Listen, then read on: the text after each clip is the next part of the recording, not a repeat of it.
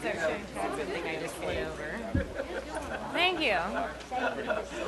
My water, my smoothie. So my girlfriend is a nurse.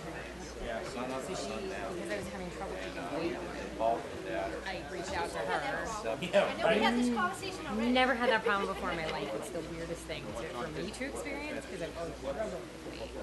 So Yeah, because you've been doing it for a long time. I've lost it so much. Now vegan.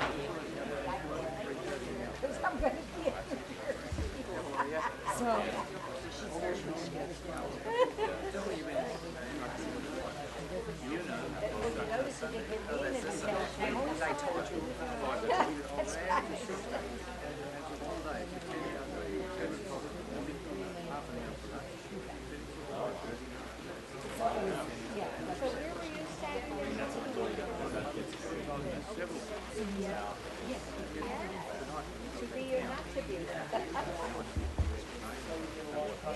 I think it's cool to see you. Yeah, that's true.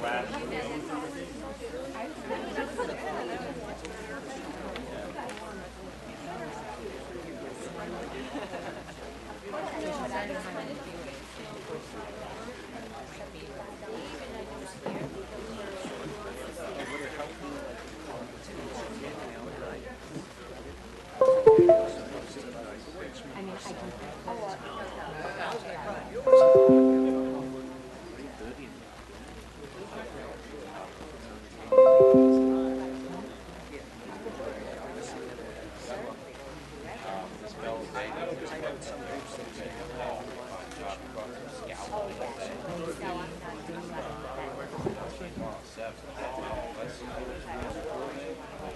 Just let me know you hear me on the phone.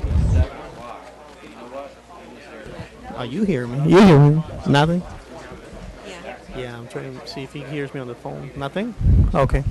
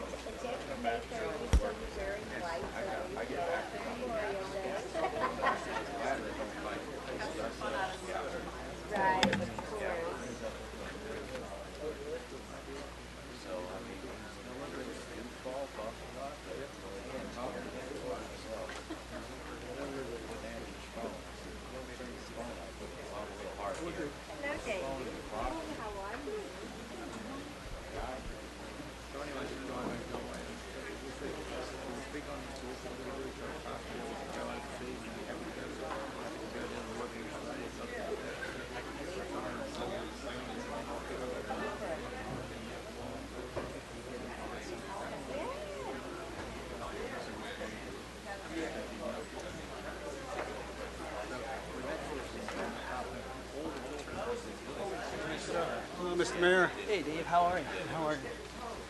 Hi, David.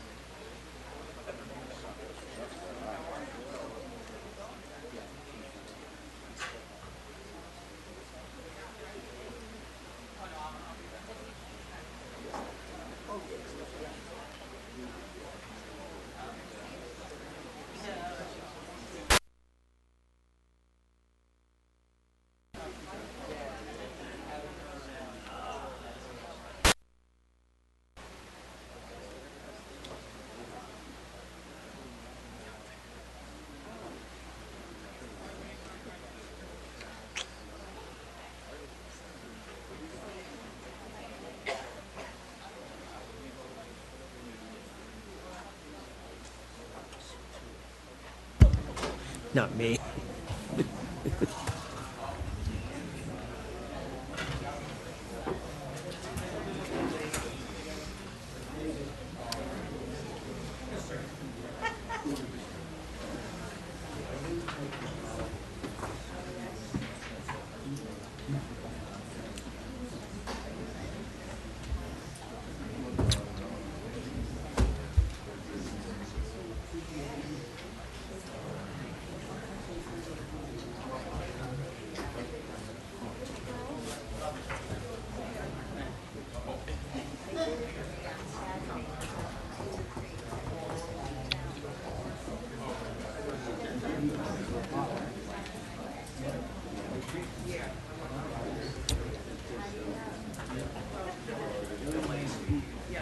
Got me some water.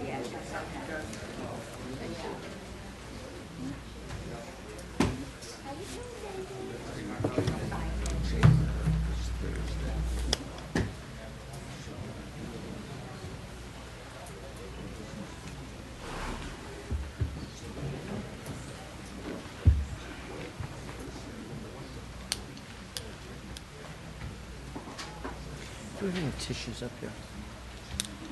Oh, well, I should just look, and I shall find.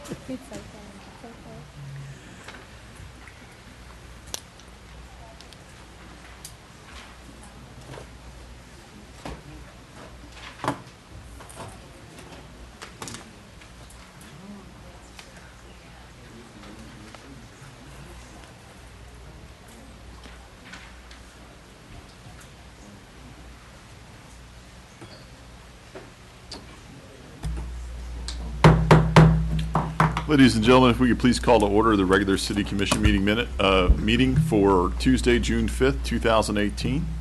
If we have roll call, please. Commissioner Drosky? Here? Commissioner Miller? Here. Commissioner Parnas? Here. Vice Mayor Battle? Here. Mayor Gantz? Here. If we could please stand for a moment of silence and our pledge of allegiance.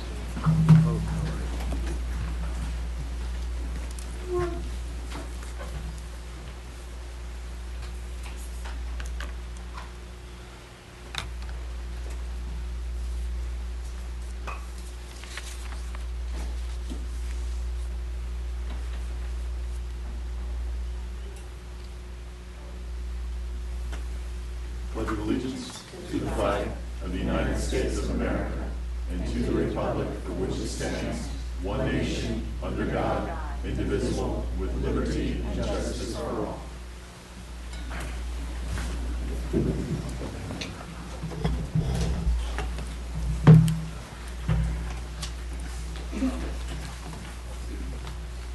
If we could have approval of the city commission meeting minutes, the regular city commission meeting minutes from May 1st, 2018, May 15th, 2018, and the workshop meeting minutes from April 16th, 2018. I'd like to approve those minutes you just mentioned. Second. All in favor, say aye. Aye. Those opposed? Acknowledgement of our city board minutes, Community Parents Board meeting minutes from March 14th, 2018, March 28th, 2018, April 25th, 2018, May 9th, 2018, our Planning and Zoning Board meeting minutes from April 9th, 2018, our Community Redevelopment Agency meeting minutes from April 10th, 2018. I can make a motion to acknowledge those minutes. Second. We have a motion and a second. All in favor say aye. Aye. Those opposed, nay. Passes unanimously. We have approval of our City Commission agenda for June 5th, 2018. Do we have any additions? We have an addendum for A1 and A2. I'd like to make a motion to approve our agenda, including A1 and A2. Second. Second. We have a motion and a second. All in favor say aye. Aye. Those opposed? Passes unanimously. We're going to skip our awards and recognition because Stormy was unable to attend, and also the Moms Demand for Gun Sense in America were unable to attend this evening as well. So we're going to move forward to that, to our quasi-judicial public hearing. Items 3 and 4, quasi-judicial hearings. The applicant should come forward and state their name when the item is called. The applicant has a right to a quasi-judicial hearing, which is a formal hearing with rights of cross-examination. Most people waive that. We'll still provide you a full opportunity to present your case and to have the final word on the matter, but it's a less formal proceeding. So I'll ask you whether you wish to waive the quasi-judicial. Anyone going to testify on items 3 or 4, please stand and raise your right hand. Do you solemnly swear the testimony you're about to give is the truth, the whole truth, and nothing but the truth, so help you God? Item number 3 is SHL Pharma LLC, represented by Kenneth Carlson. Is the applicant here? And would you please state your name and your representation? Good evening. My name is Steve Torp, architect with Kenneth Carlson, representing SHL. Did you want to present, Eric, did you have any opening, or do you want? This item is a variance request from the applicant. The applicant had a portion of a wall built on the eastern portion of the property prior to a code change in which walls were no longer allowed to be above 8 feet. So the wall that was built prior to was 10 feet. Current code allows for 8. The applicant's requesting to be consistent with the wall along the western portion at 10 feet. Sir, do you have a presentation? No, we have made application for the wall to be at 10 feet. Reason for it is to be continuous and complementary to the building as it stands at 10 feet. This is for a generator enclosure that is for the client to maintain a very sensitive temperature control inside their building. The wall is to be built to the same color and same height as what is existing out there now. Thank you.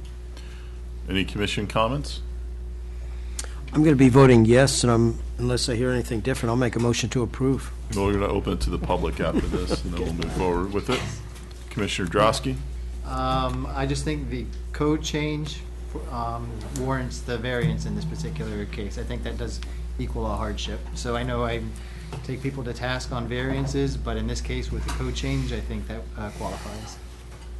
Thank you. With the public notification, did we receive any responses at all? Staff?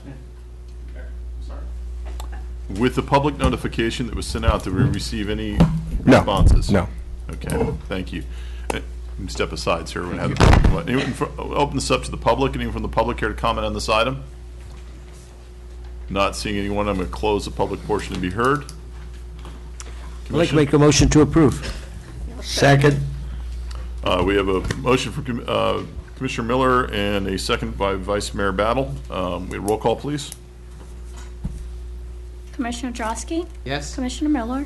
Yes. Commissioner Parnes? Yes. Vice Mayor Battle? Yes. Mayor Gantz? Yes. Item number 4 is the applicant here, Boys and Girls Club. Please state your name and whether you wish to waive quasi. My name is Matt Gianni with Shaw, Jordis & Associates, civil engineer, and yes, I'd like to waive. Eric, any presentation? So the request tonight is for an additional 5,000 square feet of use for the Boys and Girls Club. The intention is then to create a teen center. I don't know if the applicant would like to elaborate on it, but essentially it would be a separate building that would be there to service teenagers, basketball courts, arts activities, music center, things like that. Yes, so that is correct. The current plat note restricts 20,400 square feet of Boys and Girls Club usage, and we are requesting that that be increased to 30,000 total square footage. We would be constructing a new separate facility that would be the Boys and Girls Club Teen Center. Excellent. Commission comments before we open it to the public? Commissioner Parnes? This should be approved. The work that the foundation does for these kids is immeasurable, and it's for the good of the community. They have the land and they want to increase the productivity of the center for kids. I'm all for it. Okay. Sir, if you step aside, we'll open it up to the public. Anyone from the public care to comment on this item number 4? Rita Massey, 349 Northeast 19th Avenue. I am very much for it, and I commend Jim Moran Association for doing that for our kids. Thank you. Thank you. Anyone else from the public care to comment on this item? Not seeing anyone, I'm going to close the public portion to be heard. I'd like to make a motion to approve. I'll second it. We have a motion and a second. We have roll call, please. Commissioner Drosky? Yes. Commissioner Miller? Yes. Commissioner Parnes? Yes. Vice Mayor Battle? Yes. Mayor Gantz? Yes. Item number 5 is an ordinance of the City Commission of the City of Deerfield Beach adopting an amendment to the city budget for the fiscal year ending September 30th, 2018, approving an interloan fund in the amount of $500,000 from the utility fund to the stormwater fund to provide timely funding for urgent stormwater-related projects, providing for conflict, severability, and an effective date. The public hearing. Staff, you have any presentation or comments on this?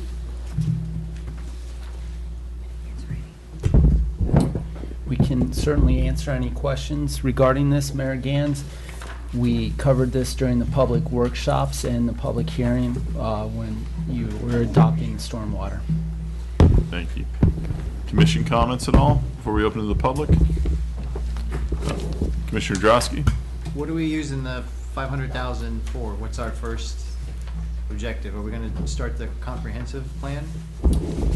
Yes, the first objective will be to start the master plan, but the other objective will be to begin construction on the Kingfisher Canal filtration system that we've talked about in the past, and then also tackle some of the minor flood, or it's major flooding, but some of the issues that we can right away throughout the east part of the city. And then there's also areas in West Deerfield as well as District 3 that we hope to tackle between now and this fall. Thank you. Thank you. We could remind everyone to please silence their cell phones, please. I don't see any other commission, I'm sorry, Commissioner Parnes. Yes. When will the fee start to be collected? Right now, the fee will begin collection effective October 1st, which is in conjunction with fiscal year 19. Thank you.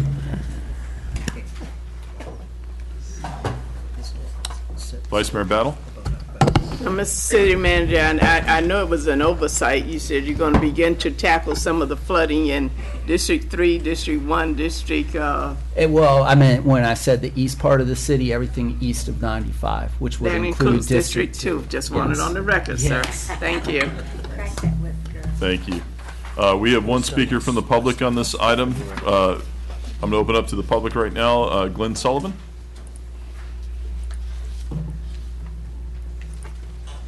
Who's this item, right? Yes, sir. Good evening, Glenn Sullivan, 2377 Deer Creek Trail, Deerfield Beach, Florida. My question is, in the budget that was presented for this effort, the 18-19 budget included $500,000. Now, I understand some things you're maybe moving to the left, but if salaries are included in this and other incidentals, what does this do to the 18-19 budget if that $500,000 is now being spent partially this year?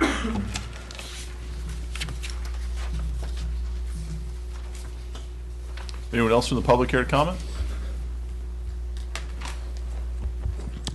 Dan Hurst, 330 Southeast 19th Avenue. I was just reading from the backup here that was given to the citizens, and I just want to quote one quick item. It says, there are several locations throughout the city that have maintenance, repair, and construction requirements to mitigate stormwater management failures, procurement of contractual services, minor equipment, and improvements other than buildings to implement action for life safety and protection to property is imminent and warrants immediate funding. To the average person, when they read it, this sounds very serious when you are talking about life safety and imminent danger. Could the city manager maybe identify some of these areas where there is life safety and imminent danger issues? Thank you. Anyone else from the public? Name and address, please, sir. John Slattery, 1455 Southeast 5th Place. And I got up and stood in front of y'all when we were voting, or you were voting, because we don't get to vote on this, when you guys were voting on approving the stormwater fee. And I questioned the prudence of implementing this without having done the due diligence.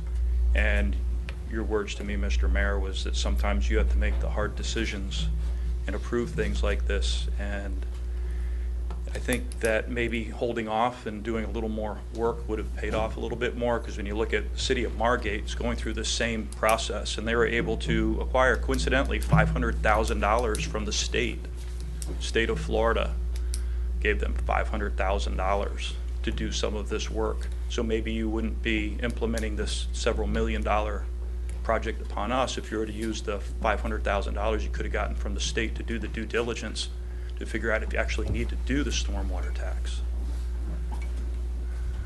Thank you. Anyone else from the public? Not seeing anyone else from the public, and close the public portion to be heard. Commission comments? Considering the rain we've had the last couple of weeks, I'm very happy to kickstart this. I'm going to be making a motion that we approve this. Second. Was that a motion? And before we do that, I just want to get some of these questions answered. Well, if anybody else wants to comment or motion with comments, however you want to do it. Thank you. City Manager, can you answer a couple of these questions that were presented? Yes, sure. Where would you like me to start? The budgeted item. Yes, so the budgeted item, now that we do have a stormwater fee, and if the city commission were to approve this item for the $500,000, then we would begin, as I said, on capital projects, and some of those capital projects would involve contractual in certain areas to do upgrades or improvement. And also, the contractual would include the beginning stages of starting the master plan process. As far as what's in the budget for employees, this $500,000 will not pay for any new employees, which we're not currently recommending anyway, and it won't cover any costs of currently budgeted employees. However, in the new fiscal year, with the stormwater fund or stormwater utility fund for fiscal year 19, some of those positions will begin to be funded out of the fees as we collect them. Okay.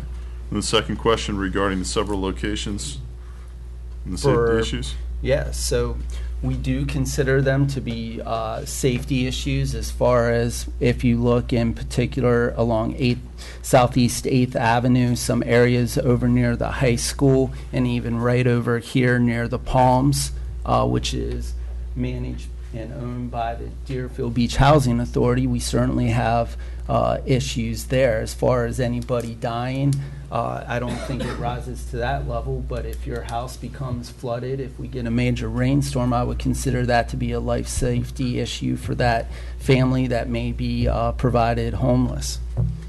Okay.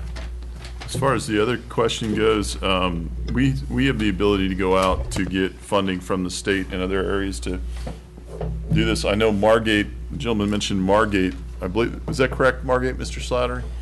Margate's had a stormwater fee for years. This is not them going out and getting $500,000 to tell them whether or not they should do that. I think that's what was implied, or maybe that's how I understood what you were saying. But Margate has had a stormwater fee in place for quite a while. I believe what they were doing was to do a fee increase study. I could be wrong on that, but I believe that's what it was. But they have, am I incorrect in saying this, Margate has had one in place for quite a while? I thought so. Thank you. Yeah, just quickly, as Mr. Good indicated during the public workshops and reiterated during the public hearing on this, the city will absolutely go after grant funding, and as you know from previous applications, if you have matching funds, you have a much stronger application. So we'll certainly go after any state or federal funds that can help us do larger capital projects or any operations, things of that nature.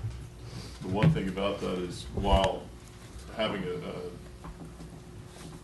revenue source certainly helps us with getting it, it doesn't mean that we had to have that in place in order for us to go out and get the funding. But that did qualify that if we were going out for a loan on that, we would have to. Okay. Any other commission comments? No, but my motion now can be... How about you say it again? That would be great. I'd like to make a motion to approve this application. Second. We have a motion and a second. We have roll call, please. Commissioner Drosky? Yes. Commissioner Parnas?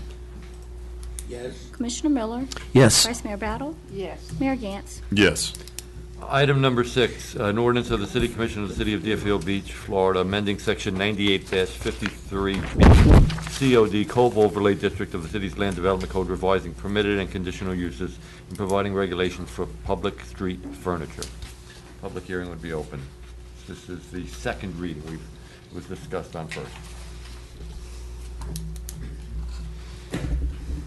Staff? Yep. Mayor Gans, if you'd like, I can have Mr. Power do a quick summary That'd of be this. great. Yes, please.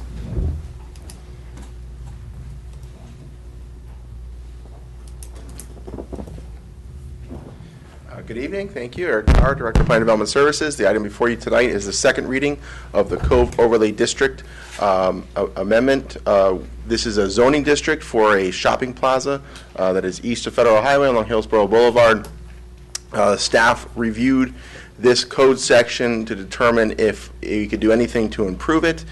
We decided, yes, we could do some things to improve it, so proposed before you for second reading tonight are some additional items for uses, which essentially would be a brewery or would allow brewing services. We're looking at the restrictions to the residential that's currently in the code is making it just a live-work unit, and we're also offering a flex office space type of environment, which we think would be beneficial for these small types of units that currently exist in the Cove Shopping Plaza. The intention of the charrette that was done in 2007 for the Cove wanted this to be a destination for entertainment. We feel like what's proposed to you tonight, especially some of the changes we're asking to make to the architectural standards, which changed over time, we feel helps this particular district, which is really a niche district, achieve that goal of making it an entertainment destination. Thank you. Commission comments before we open to the public. Commissioner Drosky? We had talked about eliminating dwellings entirely. Where do we stand with that? Mr. City Attorney, did you have an opportunity to look at that in the intervening? Yes, yeah. My recommendation, yeah, it would not be to completely eliminate them. I think that is clearly a permitted use of property. It's a significant permitted use of property. Totally eliminating it, I think, I'm not indicating that it would be successful, but Bert Harris would subject, I think, the city to a Bert Harris Act that at least would be a serious matter anyway. Well, I certainly think we would come up with defenses that there are so many other uses that this is not an undue burden under the statute. I think this could subject us to a serious attack, and I think the way we have handled it, I think walks that line as far as I would be comfortable going. So I'm guessing that's a no. Yes, it's a no. Yes, it's a no.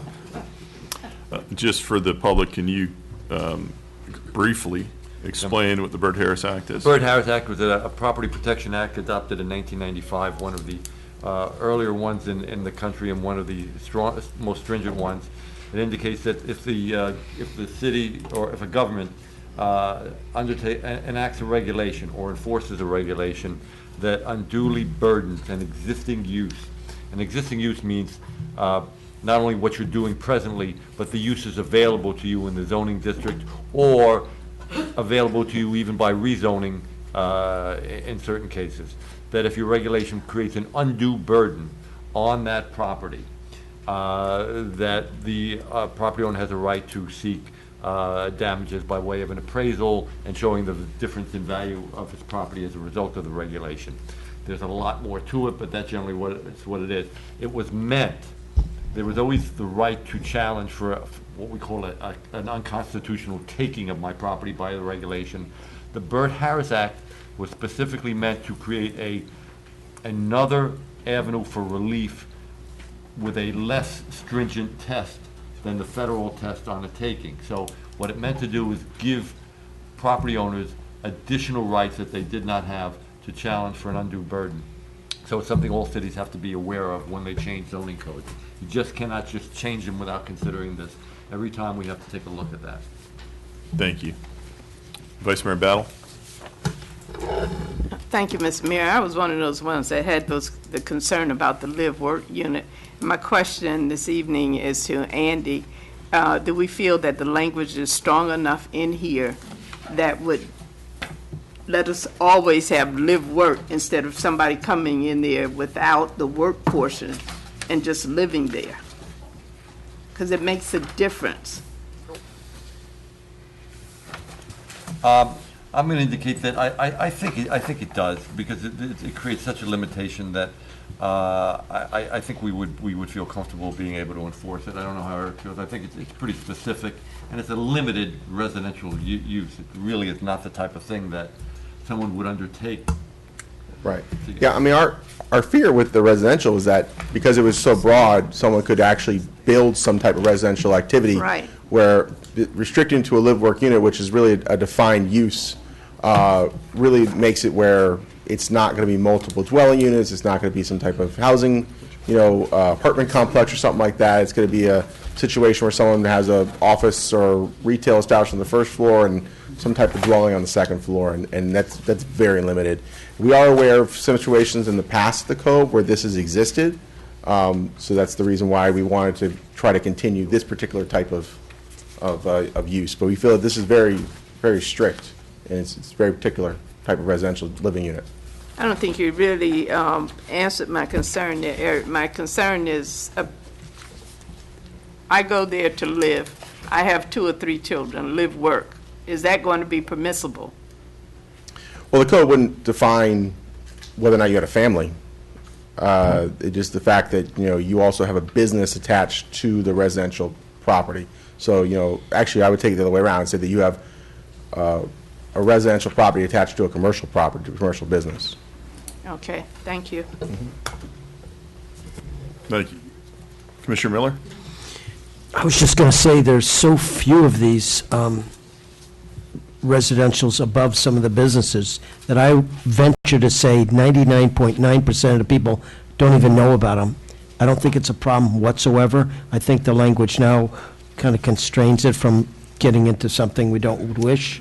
So I'm going to be speaking for and voting for this overlay. Thank you. We'll open this up to the public. Anyone from the public care to comment on this item? Not seeing anybody come forward, I'm going to close the public portion to be heard. As the District 1 Commissioner, I'd like to vote for approvals. Second. We have a motion and a second. We have roll call, please. Commissioner Drosky? Yes. Commissioner Parnas? Yes. Commissioner Miller? Yes. Vice Mayor Battle? Yes. Mayor Gantz? Yes. Item number 7 is an ordinance of the City Commission of the City of Deerfield Beach authorizing the negotiation of a loan in the aggregate amount not to exceed $11,500,000 to refinance the city's outstanding loan from the Florida Municipal Loan Council, approving the execution and delivery of a loan agreement, accepting a proposal from Bank of America for such loan, providing certain other matters in connection with such loan. Thank you. City Manager? Yes, Mayor Gans, if it would please the City Commission, I'd like to have Hugh Dunkley, our Chief Financial Officer, just give another brief summary of this, not as detailed as the first reading, if that's okay. Good evening, Mayor Gads, Vice Mayor Battle, Commissioners.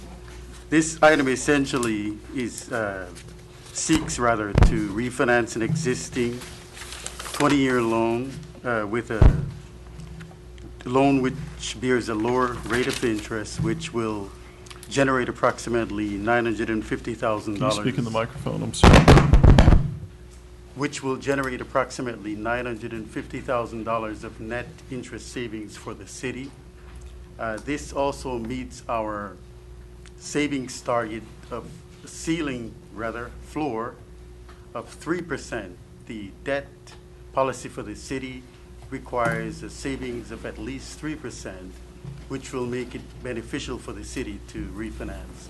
In this case, we approximate approximately 8.4% net interest savings for the city.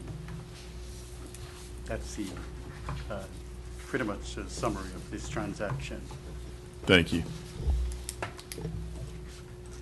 Commission comments before we open to the public?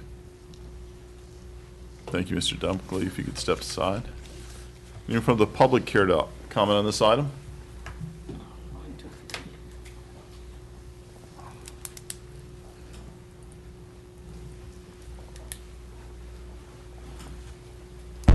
Name and address again for the record. John Slattery, 1455 Southeast 5th Place, Deerfield Beach.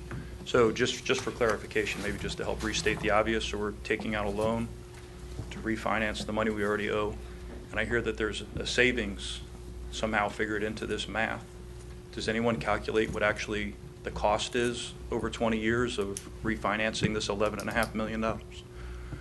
And then, because I think about all the money that's being spent right now by the city, and we have 3 massive construction projects that are going on, and I'm just wondering if it might not better serve the community from the taxpayer's perspective if we were to maybe not do all 3 construction projects at one time and maybe pay down a little bit of the debt instead of refinancing it. It kind of brings me to mind of that commercial where they show the couple coming out from dinner and they're like, oh, that was a great dinner, and a little, yeah, it's going to cost us $250 over the next 2 years. That's what we're doing here. We're refinancing the debt we already have so we can spend more money on projects that aren't necessarily necessary right now. To use the same word twice just for comic effect. Anyone else from the public care to comment? Not seeing anyone, I'm going to close the public portion to be heard. Mr. Dunkley, can you address that? I would imagine when we talk about $950,000 net savings, that's what's figured into, or is that incorrect? Yes, it is. The cost to refinance is figured into that. It's the same analogy as if you were calculating your annual percentage rate with a mortgage. They calculate the closing costs and all of the associated costs to come up with the net interest savings. In terms of, I think the gentleman is mixing up the projects. This transaction relates primarily to the water and sewer fund.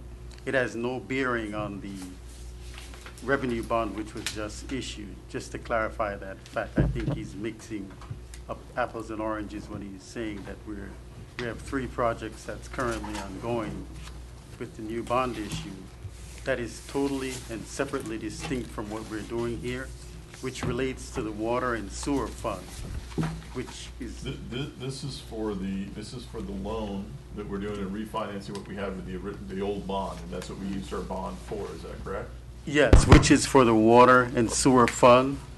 The 3 projects that the gentleman just pointed out is for the general fund.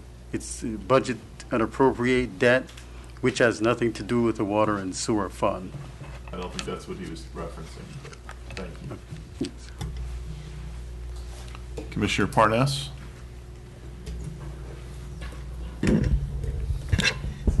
Over the years, I've owned a few homes and I've refinanced them. This saves the city close to $1 million. We have the debt. It's $11 million if I'm correct. And if we can get a lower interest rate, why not refinance and save almost $1 million? It's better in our pocket than a bank's. So I'm going to recommend that we approve this. I'll second that motion. We have a motion and a second. We have a roll call, please. Commissioner Drosky? Yes. Commissioner Parnes? Yes. Commissioner Miller? Yes. Vice Mayor Battle? Yes. Mayor Gantz? Yes. Yeah, I'm sorry, before we move forward, City Manager, if we could have Mr. Dunkley talk to the gentleman and apply some clarity to that, I appreciate it. Yep, no problem. Public comment section. No comment shall be made related to the personal life or personal qualities of any person, and no language which would offend persons of ordinary sensibility shall be permitted. The public shall be given 3 minutes to speak on non-agenda items. We have one person that's signed up so far, Mr. Sullivan, Glenn Sullivan.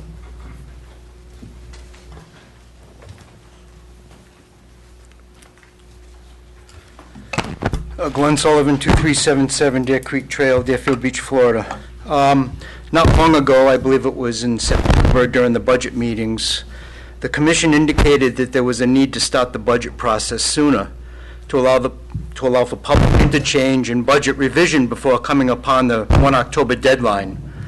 Last year, the budget workshops were on the 18th and 21st of June. The year before, the workshops were on the 8th and 9th. This year, they're scheduled for the 24th of June. We're actually delaying the start of the process, not starting early, and I hope that doesn't infringe upon the public's ability to interact on budget issues. Also, in 5 years, city spending has grown unsustainably, in my view, by about $46 million, or over 36%. Total employees in the last 3 budget years continues to grow, increasing over that time by 48 employees to 521 full-time and part-time employees. And salary compensation has grown by nearly $5 million. In times of good economic growth, we should be putting our house in order to prepare for an economic downturn. Instead, the city continues to grow employee numbers and salaries, as well as adding debt. These are all recurring costs, and in a downturn that is guaranteed to come, debt must still be paid. After suffering through the downturn in property values not too long ago, reduced salaries and layoffs, have we not learned from the past? Has the city manager or commission considered putting a plan in place to address the reduced tax income and the impact on a budget downturn and what that will result in? Sustainable growth is good, but you cannot keep up with the likes of Boca Raton, Parkland, or most of the other surrounding communities if your taxpayer base has far lower family median income and higher poverty rates. The next budget should start to put our house in order. Increased revenue should go towards reducing ad valorem taxes so that if we do have a downturn, we have some room to raise. A spending cap needs to be considered with prioritized spending based on documented needs. The Commission needs to realize that their constituents cannot absorb any more fees and taxes. Allow your citizens to consider medical needs, food, electricity, and water before paying more for city employees, higher salaries, and more debt. Thank you. Anyone else from the public care to comment?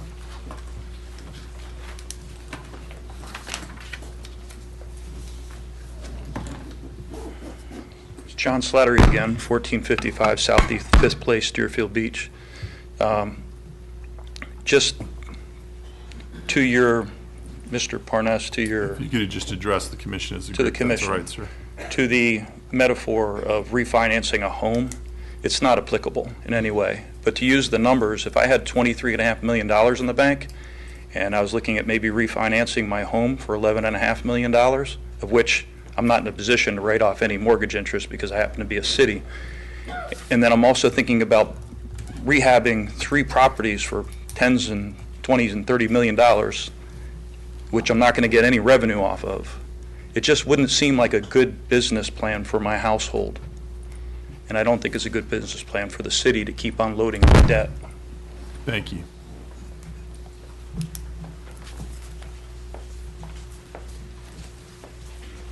Terry Scott, 624 Northwest 2nd Way, Deerfield Beach. Mayor and this commission, first of all, I think the last time I was here when we approved the $30-some million for the 3 projects that will take place in the city of Deerfield, I thank this commission and our city manager for that. I'm going to do that again tonight. But I was disturbed by seeing what I read on Facebook, that someone that don't live in our city would speak harsh words about the project, the Johnny L. Tigner Center, I'll be exact, to say it sits in the armpits of Deerfield Beach. I was kind of thrown because the person must not know that District 2 has been the lifeline to Deerfield Beach. I'm afforded to say that because my family has been here 105 years, coming here in 1913. Nothing about District 2 is an armpit, and it does not, Johnny L. Tigner Center does not sit in a crack area or a whores area. Not so. And to the writer, he must not know that District 2 will always be the bloodline to the city of Deerfield Beach.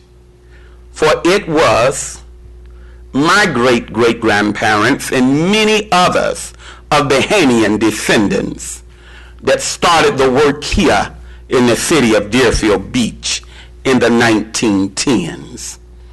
And I won't sit back and let nobody tell me that we are not worth $10 million or $11 million to see the Johnny L. Tigner Center come back to life.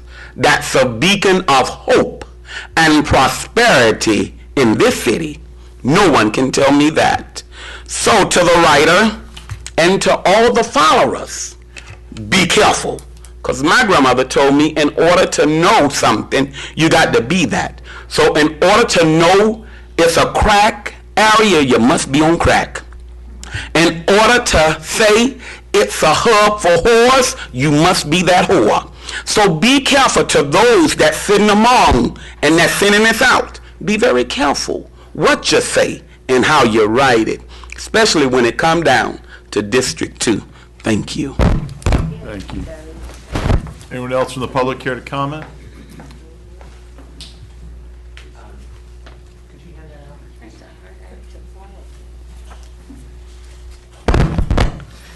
Dan Hers, 330 Southeast 19th Avenue. Before I get to the handout that I just passed out, I realized that the city's annual budget meetings are less than 3 weeks away. In order for the citizens to properly analyze and ask intelligent questions at the budget meetings, it would be very helpful to have the city's audited financial statements for the fiscal year ending September 30th, 2017. I know how the city likes to compare itself to its neighbors, so I checked out when other cities had released their fiscal year-end September 30th, 2017 audited financial statements. I found the city of Margate released theirs to their citizens on March 8th. Pompano Beach released theirs on March 28th. Coconut Creek released theirs on March 29th, and Lighthouse Point released theirs on March 27th. To be fair, I did find one other city, Hollywood, that has not released their financial statements yet. I wonder if the city manager could let us know tonight when we could be expecting Deerfield Beach's September 30th, 2017 audited financial statements. Now on to the handout. Luckily, I own an investment property in Margate, and included with their monthly utility bill is their newsletter. On the front page is an article about how the city just received $500,000 from the Florida legislature for sewer piping rehabilitation. I would like to read a paragraph from the newsletter for the benefit of the citizens. The funds for the sewer piping rehabilitation project will provide a video survey of the entire sanitary sewer basin number 1 piping and allow for the installation of cured in-place piping to repair leaks. State funding, along with the city's local match, will allow rehabilitation of approximately 6 miles of sewer piping and will extend the life of the rehabilitated segments by an additional 40 to 50 years. The newsletter goes on to thank State Representative Kristen Jacobs and Senator Perry Thurston for procuring the $500,000 from the state legislature. My question for the city manager is, why didn't Deerfield Beach get any money for their stormwater and sewer projects? Did you even try to get money from the state legislature? Were you even aware that state money was available for stormwater projects? Thank you. Thank you. Anyone else from the public? Not seeing anyone, I'm going to close the public portion to be heard. The next section is agreements and expenditures. That's items 8 through, let's see, 15. If the commission does not wish to pull any, you could approve all of them in a single vote after the public has an opportunity to be heard, or you can pull them and deal with them separately. Commission, do you have any polls between items 8 through 15? Commissioner Drosky? I just have a question on 14. Okay, so we can do 8, 9, 10, 11, 12, 13, and 15, correct? Yes. Commissioner Battle? Number 8, if we have any other information about that. Okay, so by show of hands, anyone from the public going to comment on any items through 8 through 15? We see 1. Okay. We have 2. Yes. Mr. Mayor, if I could, we actually have someone here from the Broward County School Board to speak on the item. All right. So Item 8. let's just go through these individually then. All right. Resolution of the City Commission of the City of Deerfield Beach, this is item 8, approving the third amended restated interlocal agreement for public school facility planning with the School Board of Broward County.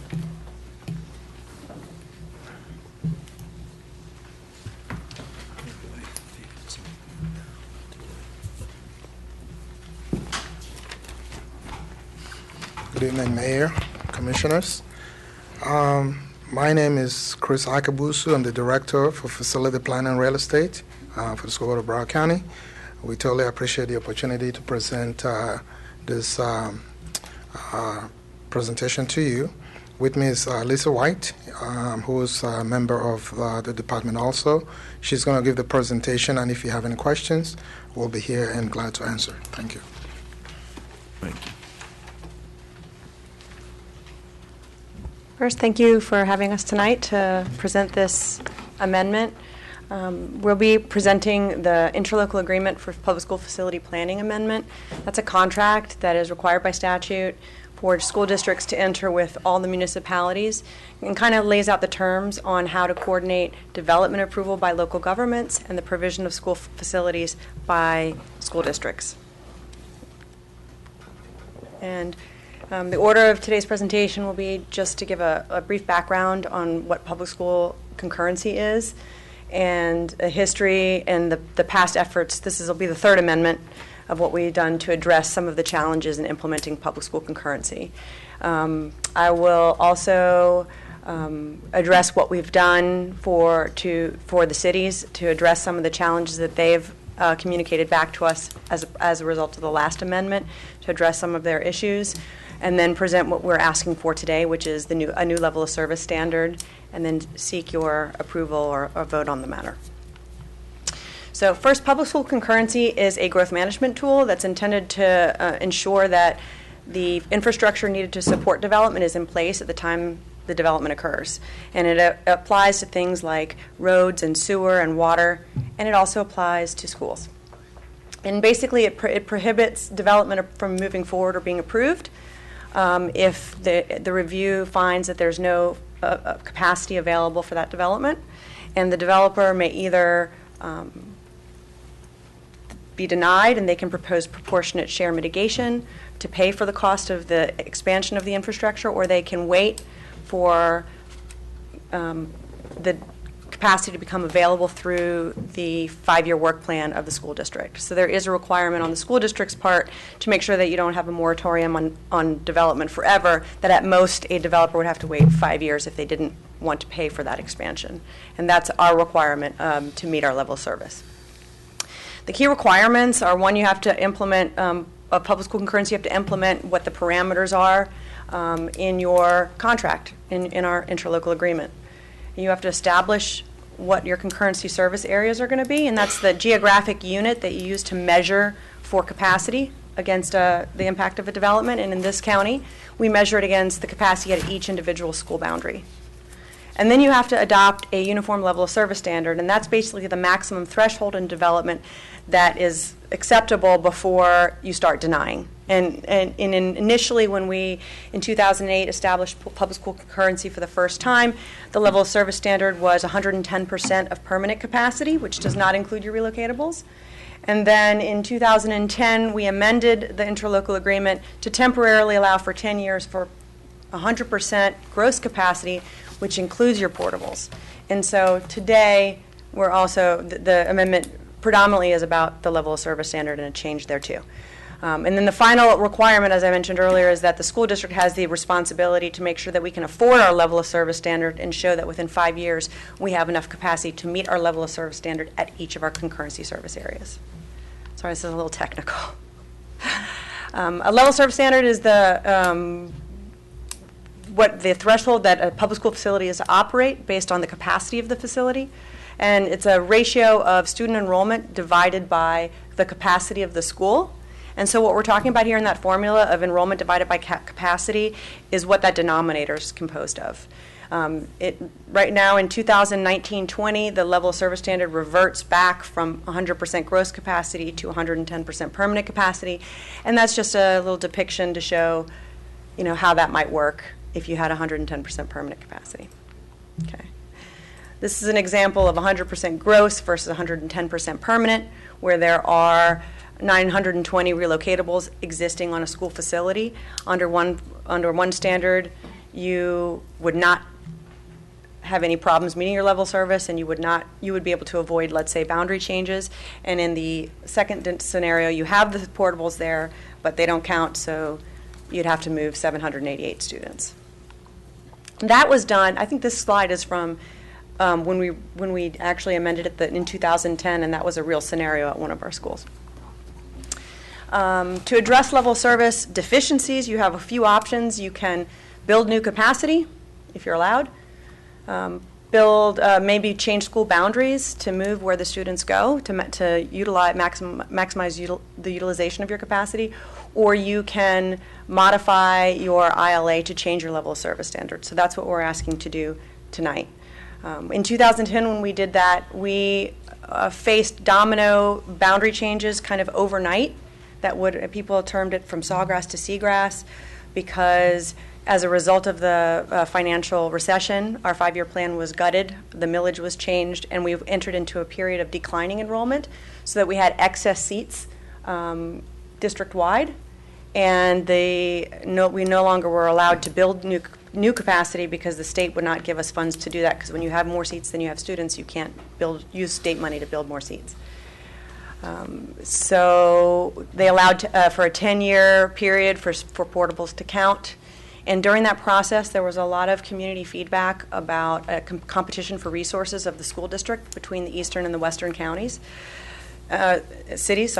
And so we felt it was an important part of this presentation to include some of the things that we've done since 2010 just to respond to some of that community feedback. So one of the first things we did is we started a relocatable plan, which means we do an annual exercise of taking our inventory, understanding the need, prioritizing, and either investing in portables that need to be continued and need to be used, or getting rid of them when they're no longer needed and wanted. And every year it's also an annual budgetary process, so we decide how much money to fund towards that effort on an annual basis. We have the Student Success Opportunity Schools, which is a grassroots effort to address schools that are struggling with perhaps underperformance or under-enrollment. And it may include programmatic changes, it may include boundary changes, it may include new school configurations, perhaps repurposing schools. That's all a part of our SSOS process. And then, as you know, we had the general obligation bond to reinvest in each and every one of our district schools. Only a very small amount of that has been dedicated towards the replacement of portable capacity with permanent capacity, and most of it is going to our existing schools. And then finally, school boundary changes. And, we wanted to be clear that, it's not just kicking the can down the road, that actually since the 2010 amendment was adopted for us to count portables, we've done 40 boundary changes. So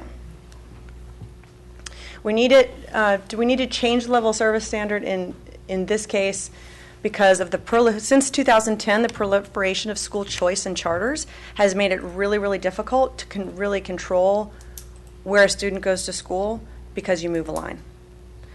In addition, as I stated earlier, we are not allowed to use state funds to build capacity because when you look at the district as a whole, we have more seats than we have students. And the legislature continues to kind of move in that direction towards school choice and charter. So again, it kind of neuters the ability to use boundary changes effectively. This is a look at the county district-wide at the elementary, middle, and high school level. And under the 2019-20 scenario, under the current ILA, when we revert back to permanent capacity, anything with a red or a pink is a deficiency. There's not that many. And so what we're proposing, we've had one level service standard and the other. And when we went through this process to think about a third amendment, what we heard was some wanted one and some wanted the other. So we kind of blended the two and said, okay, fine, we'll do a higher of gross capacity or permanent. And that just basically allows schools that actually have portables on site, if they're needed and wanted, to continue to use them. Because what we found is most communities that are in that situation would prefer to use the seats that are there than to be forced into a boundary change. This is what the county looks like at the elementary, middle, and high school level under the alternate. We call it the alternate level of service standard concept. There are still some pinks and some reds, so there are still some deficiencies that would need to be addressed.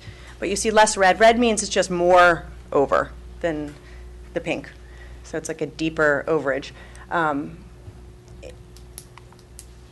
I just wanted to see if I had the yes. Okay, good. So the benefits of this proposal is that it just allows more flexibility for communities to use the capacity that's on site. It maintains the integrity of neighborhoods by avoiding boundary changes when those seats are there. It recognizes more capacity to support residential development while still continuing to have maximum thresholds on developers to keep them accountable for their impact on the school system, and allows for the ability for developers to pay mitigation when those thresholds are exceeded. This summarizes that map that you saw in numbers. So it just kind of shows you how many seats over the level of service, how many schools not meeting the level of service standard, and how many classrooms would be needed to meet level of service under each scenario. So obviously the one that had the least number of overages, the least number of seats, and the least number of classrooms over the level of service standard is this alternate level of service standard. It's not a huge difference, honestly. There's not a whole lot of schools or communities that are affected by this change. For the most part, it's just, the same. But in those, as you see, you go from 9 overages to 7 overages. So in those two instances at those two schools, they have capacity on site to meet level of service, and they'd like to keep it. So this was about doing what was best for everybody and having no losers on either side of the equation. So where we are today, we have gotten almost unanimous support through the public input process that preceded the actual request for votes. The staff working group voted in support of it. Our oversight committee voted in support of it. The school board and the county, who have veto authority in this agreement, both supported it.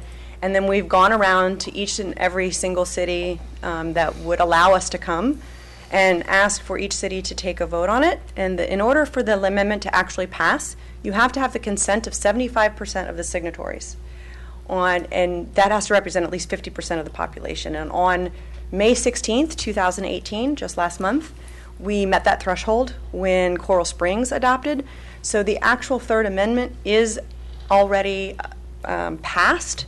However, we are continuing as a school district to ask the cities to invite us to come and present what this amendment is about, and to encourage the cities to take a formal action in support or denial of the amendment if they so see fit.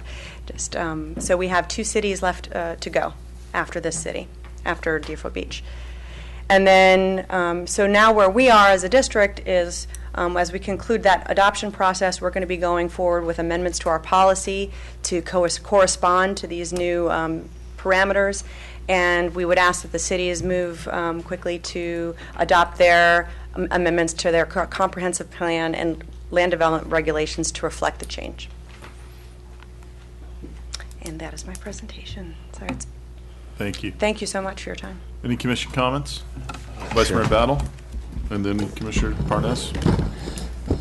Thank you for your presentation. I am not, my concerns are twofold here. If my memory serves me correctly, I now have relocatables at Deerfield Beach High School. Yes, ma'am. I want to know, why do we have relocatables if the usage is underused? It's like according to your chart, it's 90%. It's at 90%, and you still have 10% vacancy, or a minimum of 300 and some students that could be there. And if that is correct, then why do we have portables at Deerfield Beach High School when we still have seats there? That's the first part of my question. First thing I need answers to. Second thing is single point of entry, security-wise. How are you planning to protect those children in relocatables if you have when you go to single point of entry for security reasons? Can I take that?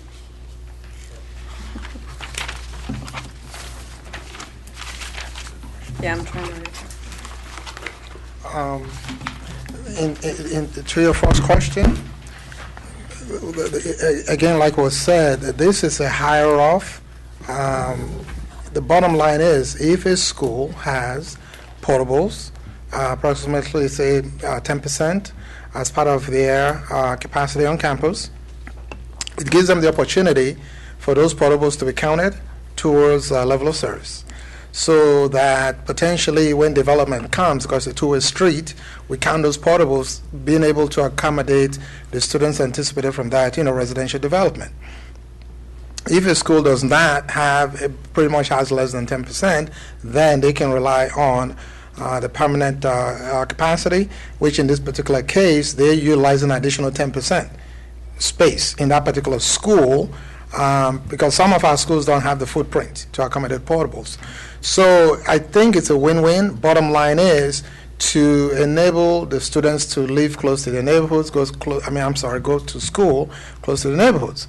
So in Deerfield Beach High School, pretty much, all of your schools under the alternate will meet the level of service.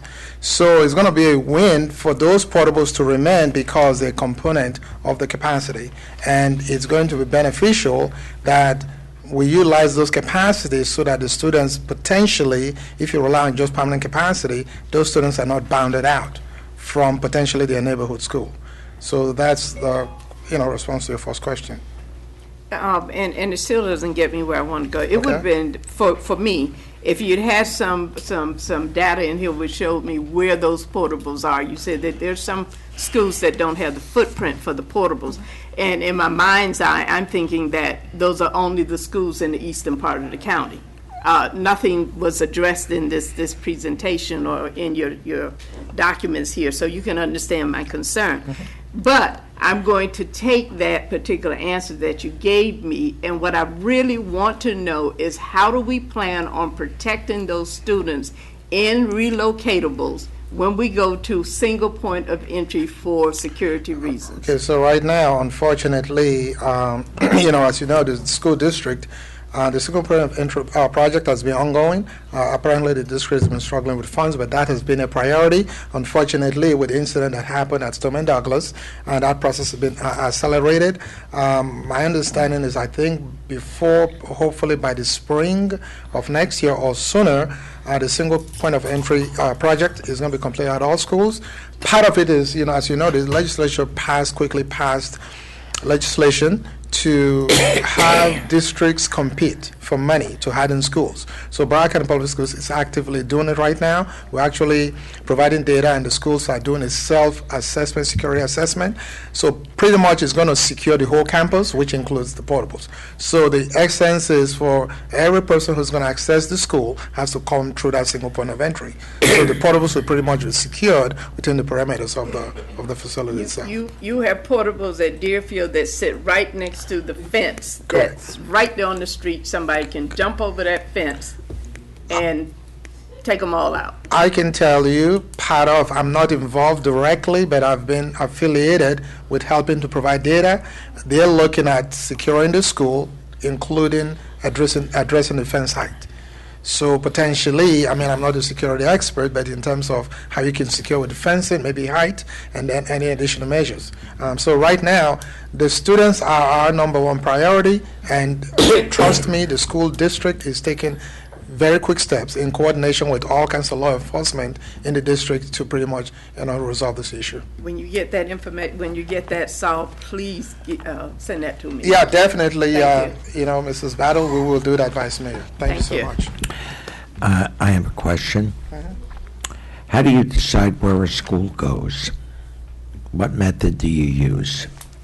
To decide where a school goes? Well, we've not done that in a long time. It's a combination of factors. Part of the decision is this level of service we're presenting, which is a level of service of overcrowdedness, if you want to call it that. So normally, the Department of Student Demographic Department, they pretty much, we have a 5-year projection. So based on that projection, we can tell in the 5th year how many students are coming. But one of the things the school district does that the state requires, there's this thing we call a plan survey. Every 5 years we must do a plan survey. So based on, the state will provide a projection for every school district in Florida. So that projection is, you have your local projection, but that particular projection is what you utilize to determine if the state says, okay, based on your projection that we're providing to you, you're going to need additional facilities. So we build that plan survey. We have money from the state, and from that, we pretty much. The reason for my question is I represent District 3 with about 20,000 residents. And as we speak, I know of 600 homes going up in District 3, as well as a large apartment house in Crystal Lake District, and yet there is not a single school in District 3. Every student among the 20,000 residents has to be carted, bused, transported somewhere else. When are they going to build a school there? Part of to segue, like I talked about the plan survey, if we do the plan survey to actually select the site, we have something called the Superintendent Site Review Committee, which is our policy 7000, and that committee has several people on it and community people. So there's a process, including the safety, the demographic and student assignment department, and so there's all that components that take into account. Unfortunately, right now, like was stated, Broward County Public Schools has excess capacity. Has what? Excess seats. Excess capacity, meaning student stations. So based countywide, not just in a particular, because the Broward County Public Schools is a district-wide school system. So we don't basically look at the sub-areas of a community to pretty much look at what's going on over there. That's why Broward County is a part of the development review process for the school district, and a component of this presentation we used to measure students coming from development. However, unfortunately, because of the excess student stations district-wide, the state will not provide money to build capacity in a sub-area to address the student impact anticipated. So unfortunately, we will have to bus those students, and with this measure, it gives you the ability, if there are schools in that close in proximity, you are trying to get those students to stay close to their neighborhoods as possible. That's the only thing Broward County can do right now, because we don't have money. The state will not give us money until there is a need. Right now, there's no need district-wide, not particularly in the sub-area. Unfortunately, it's just the rule. I guess we have to change Tallahassee. Thank you very much. Thank you. Anyone from the public care to comment on this item? Excuse me. Terry Scott, 624 Northwest 2nd Way. Well, what I just heard is not the total truth. This district, I'm going to tell us, Deerfield, let's be bamboozled by the school board no more. We just gave the school board $800 million. What they done with it? They saw nothing. I don't know what Mr. Runcie sent here tonight. Now we talk about portables. Those portables was out there when I was out to Deerfield. And before that, in the same spots. And they doing the same thing. Nothing. And all we did was run through the portables to skip and jump the fence to go over the subs. It has always been that when it come down to the schools on the east, Deerfield Middle School's portables became infested with possums and raccoons until 3 years ago. I brought our at-large members and our now current chair to tour the facility, and I jumped on them about the portables that had been there for over 15 years doing nothing because our schools was lack on students, was not full. And if we're that right now, you mean tell me we're going to go and help them get some money and do nothing with it? Because that's all this is. And this is not fair to us.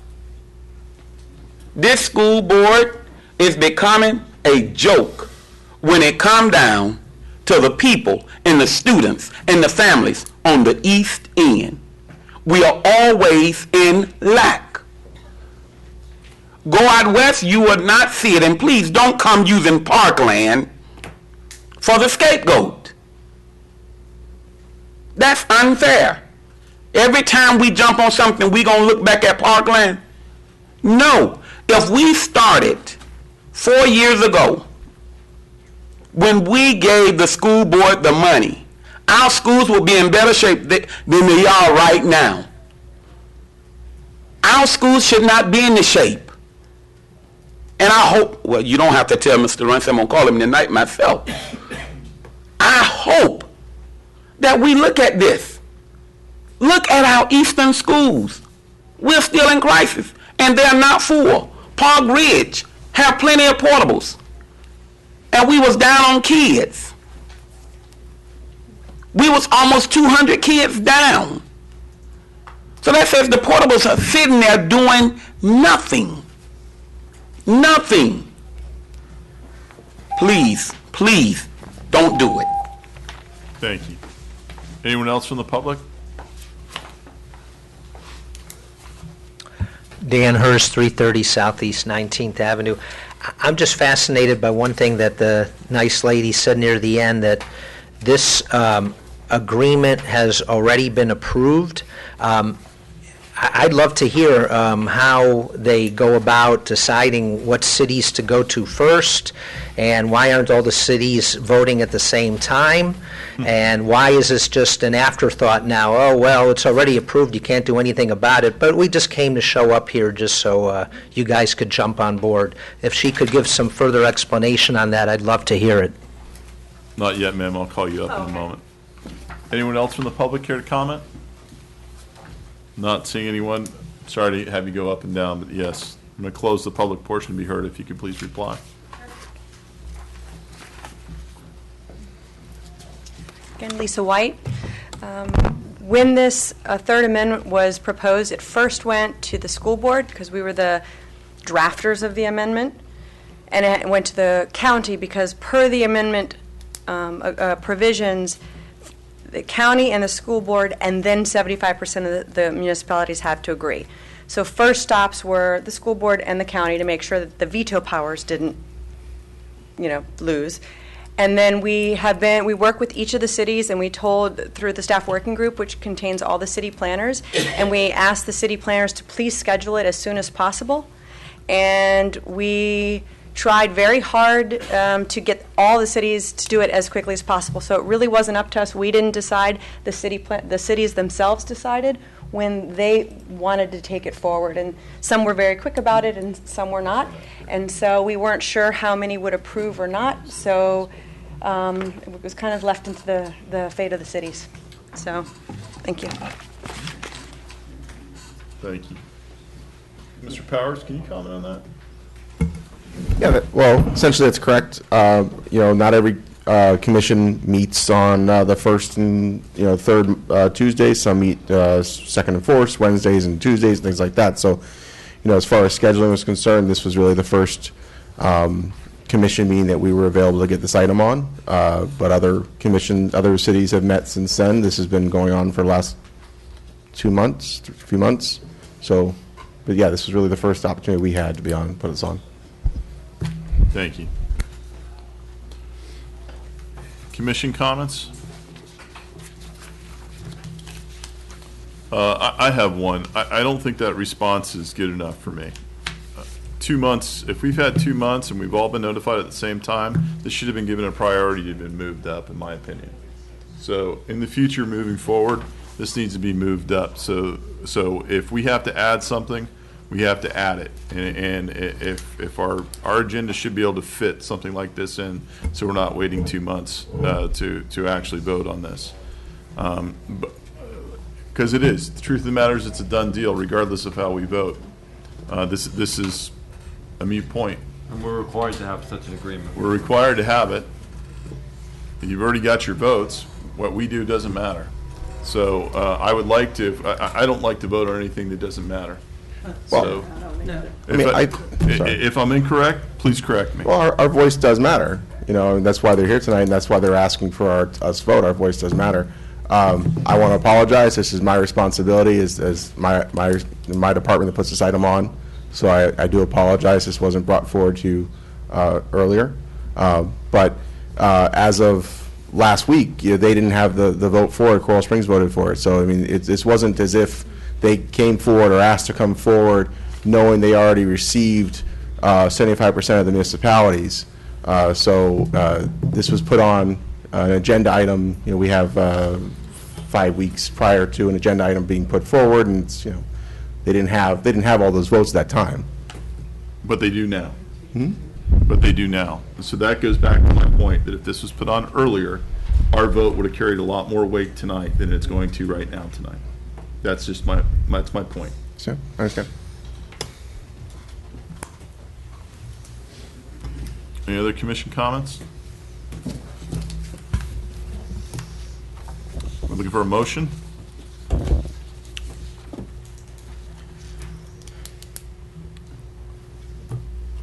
Can we get a motion? Just express to the commission that it's important that we be a participant for the purpose. We have to move this forward, guys. I make a motion to approve and take into consideration the comments made in the future. I'd like it much earlier too, so our vote would mean something. But for the process of moving the meeting along, I make a motion to approve. Second. We have a motion and a second. We have roll call, please. Commissioner Drosky,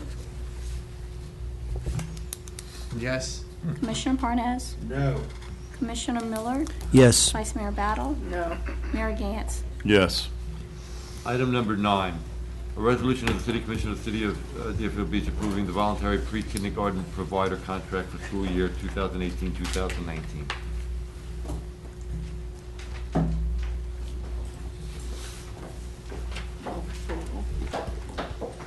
Anyone from the public here to comment on this item? Not seeing anyone, I'm going to close the public portion to be heard for a motion. We had a motion for Vice Mayor Battle. Move approval. Second. We have a motion and a second. All in favor, say aye. Aye. Those opposed, nay. Passes unanimously. And a resolution of the City Commission of the City of Deerfield Beach approving the school readiness provider contract for school year 2018-2019. Commission comments? Anyone care to comment on item number 10 from the public? Not seeing anybody come forward, and close it to the public. I make a motion to approve. Second. We have a motion and a second. We have all in favor, say aye. Aye. Those opposed, nay. Not seeing any, passes unanimously. Number 11, a resolution approving the contract between the area-wide Council on Aging in Broward County and the City of Deerfield Beach, Northeast Focal Point Center, Center for Active Aging. If we could have any comments for item number 11 from the commission?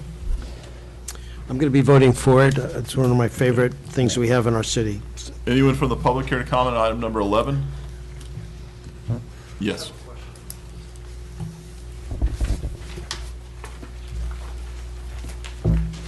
Question, how many, Yeah, I'm John sorry, Slattery, name. 1455 Southeast 5th Place. Thank you. How many seniors actually attend this program that we're funding? Just wondering if we've worked out like the cost per head and checked to see if it makes sense to use another nearby organization that provides these services and outsource it rather than building it internally. Just wondering what the ROI is on it. Thank you. Anyone else from the public? I'm going to close the public portion to be heard. Can we get an answer to that question? Yes, I have Ms. DeFranzo here. Currently, we have 45 participants as well as their caregivers for a total of 90. City manager? Well, I'll wait till this is done. Okay. But actually, I would like the opportunity for Mr. Power to clarify the item you already spoke We'll go on. back. We'll go back to that as we Thank get you. through this one then. Okay. Commission comments? I think this is a very worthwhile thing. I'd like to make a motion to approve it. Second. We have a motion and a second. We have all in favor, say aye. Aye. Those opposed? Passes unanimously. Item number 12, resolution We'll come back to that. City of Deerfield Beach approving contract JL 118-062019 area-wide Council on Aging. Commission comments? Staff? Anyone from the public care to comment on item number 12? Not seeing anyone coming forward, we'll close it to the public. Vice Mayor Battle? Yes. Thank you, Mr. Mayor. I'm sitting here and I'm looking at these two items which are very critical to our city, one way or the other. This is a program wherein we provide for our elderly. It is not something, Mr. City Manager, Mr. Mayor, that I think that we ought to ever outsource to another city to do. It is tantamount, in my opinion, to what some of the wealthier cities do with housing. They don't want to be bothered with low-income housing, so they give the other cities monies to take care of those people who happen not to be in their particular, and that just I just had to get that out. That just unnerves me that we would even think about doing something wherein we outsource our senior citizens to another city to be taken care of. And I'm going to vote on this issue along with my other vote. One way or the other, I'm voting yes on this issue. If there's not a motion for us to approve it, I was going to make one comment, but okay, I'll make a motion to approve it. Second. We have a motion and a second, but before we do that, Commissioner Miller had his light on, please. Yes. not to delay it, I want to vote on this. Move forward. Okay. We have a motion and a second. All in favor, say aye. Aye. Those opposed, nay. Item 13, a resolution approving a change order with Southern Arbor Services, Inc. To provide supplemental tree removal service in the amount not to exceed $72,500. Anyone from the public here to comment on item number 13? Not seeing anyone come forward, and close it to the public. City Manager, you have a comment on this one? Yes, if I could just have Mr. Miller, our Parks and Recreation Director, give a brief overview of this, because this is very important, because this does pose a hazard for homeowners in the Tedder area. Mr. Miller, if it pleases the commission. That would be great. Thank you. Sure. Thank you very much. David Miller, Director of Parks and Recreation.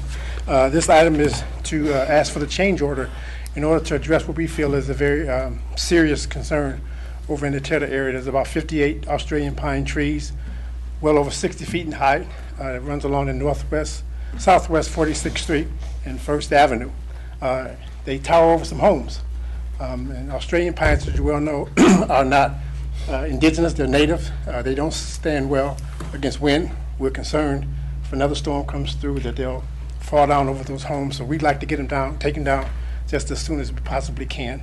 We do have an existing contract with Southern Arbor, and it was anticipated for supplemental tree removal services excuse me, in that contract. So we'd like to utilize that to get that done as quickly as possible. Thank you. Commissioner Parnas? Make a motion to approve. Second. City Manager, do you have something Yeah, to say? I just want to make sure it is put on the record that this is on city-owned property. We will not be going on any private property for this. Thank you. That's correct. Thank you. We have a motion and a second. All in favor say, do we open this up to the public? Anyone from the public care to comment on this item? Not seeing anyone come forward, and we'll close it. We have a motion and a second. All in favor say aye. Aye. Those opposed, nay. Thank you. Okay, next item. Item number 14, a resolution of the City Commission, City of Deerfield Beach, authorizing the sole source purchase of a closed-circuit television security camera system for installation at the Central City campus from Vetted Security Solutions, LLC. City Manager? Yes, if I could just quickly have Mr. Gressy speak to this, because we've had theft as well as some illegal dumping on this property, which is fenced. Unfortunately, it's not necessarily preventing it. Mr. Gressy, thank you. Yes, good evening. Thank you. Absolutely, yeah, we've had 2 recent thefts in our fleet garage. We've had vandalism over the years. We've had illegal dumping. We've had pretty much anything that could happen. Obviously, we have a lot of assets. We have a lot of equipment stored in that yard. So we're hoping to put these cameras in. This system was just approved by the CRA in February as a sole source for cameras to be installed in Sullivan Park. They integrate with the Broward Sheriff's Office system, which will be monitoring the cameras. So, I'm certainly available if you have any additional questions. Thank you. Thank you. Commissioner Drosky? The whole purpose of it being sole source is because of that integration with the Absolutely. Isn't that correct? Absolutely. Thank you. Anyone from the public care to comment on this item? Not seeing anybody come forward, I'm going to close it to the public. Based on the information reviewed, I make a motion to approve. Second. We have a motion and a second. All in favor say aye. Aye. Those opposed, nay. Passes unanimously. Item number 15. A resolution of the City Commission of the City of Deerfield Beach approving a change order to the contract with FHB Tektronix Corporation, Hurricane Irma peer repair in an amount not to exceed $129,974. Okay. City Manager? If it would please the City Commission, I'll have Mr. Santucci, who has been leading this project, give a brief summary of this, including the timeline for completion for the reopening of the pier. Mr. Santucci.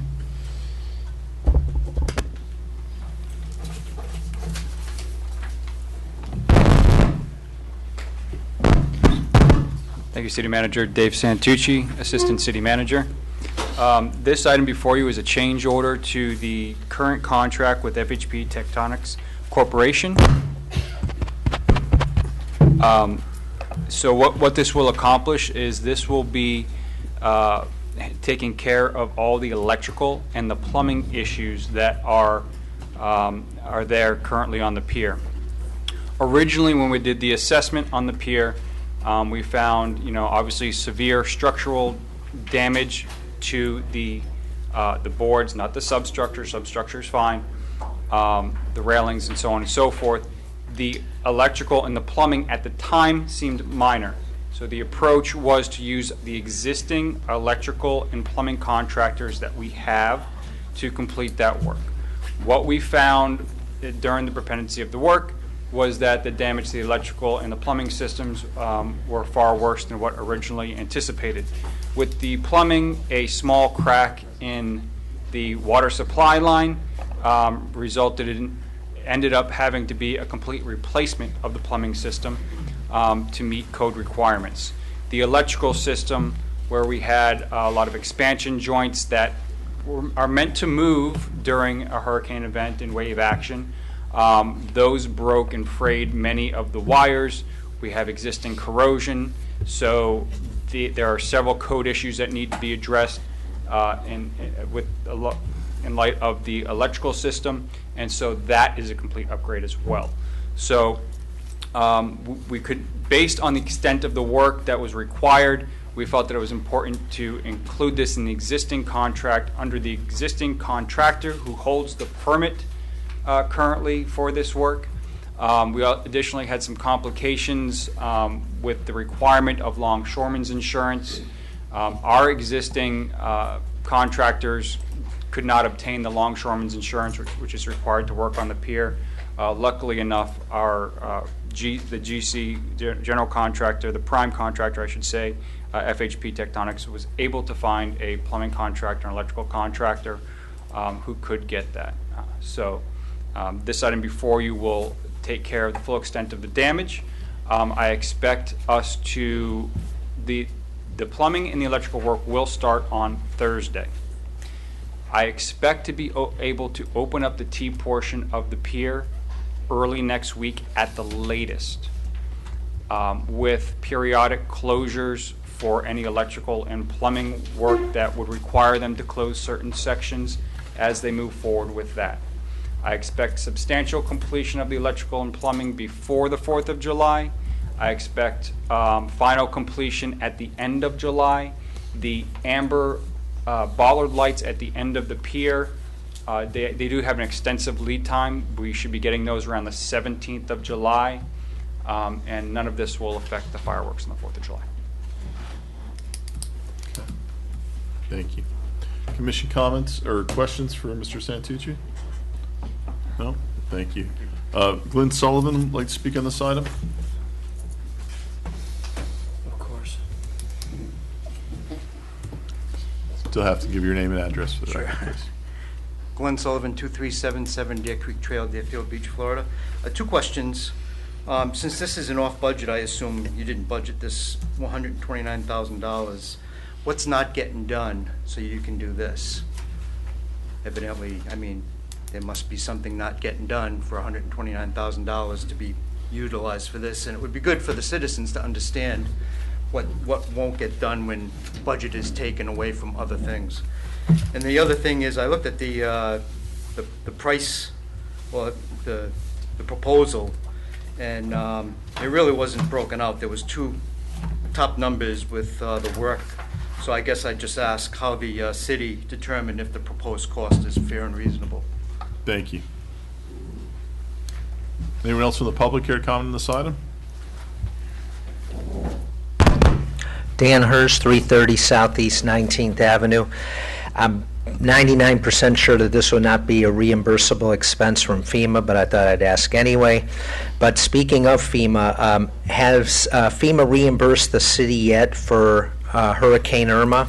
And if so, how much? And if not, how much is owed to us? Let's stick to just the item at hand, if that's all right. Well, it was hurricane related, so Yeah. I thought it was maybe Adjacent. appropriate. Thank you. Somewhat. Thank you.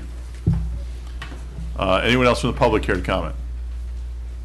Not seeing anyone come forward, I'm going to close it to the public. Mr. Santucci, can you answer those questions, or at least question number B? Is that all right, City Manager? Yes, absolutely. The two questions I believe that I heard were, one, where is this money coming from? This is coming from the hurricane contingency. This is being submitted to FEMA for reimbursement. Okay. Thank you. You're welcome. City Manager? Yeah, just quickly, city's not received any funds, and this is normal from FEMA at this point. You know, if you recall with Hurricane Wilma, it was several years that they provided Absolutely. funding, so it's not like you get a check for the full amount right away. So this is a long process, and there are many other cities, just not here in the state of Florida, but throughout Texas, places like that. But we will work on getting it as quickly as possible. Thank you. Thank you. I'd like to make a motion to approve. We have a Second. motion and a second. All in favor, say aye. Aye. Those opposed, nay. The Passes next- unanimously. The next group of items you have are ordinances, departmental businesses, 16 through 20 and A1. The commission could approve all of them after allowing the public to speak in one vote unless you wish to pull any particular items. Okay. Anyone from the public want to come up and speak on items 16 through 20 and item A1? Sure, come on up.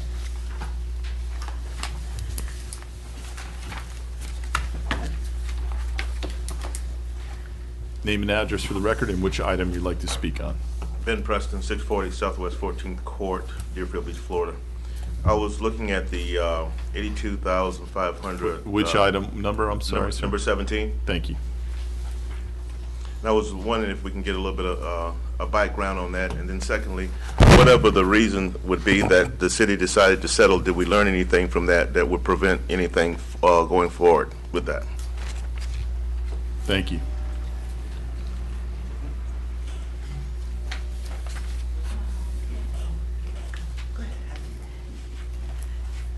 Rita Massey, 349 Northeast 19th Avenue. I'd like some clarification on A1. Thank you.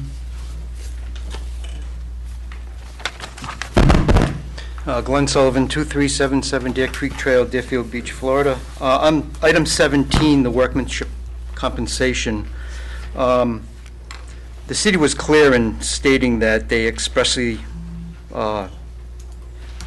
dispute the merits of any of the claims, so I just wonder why the city would opt to pay this claim. And by paying a false claim, doesn't that perpetuate additional claims in the future? On 18, the procurement code amendment,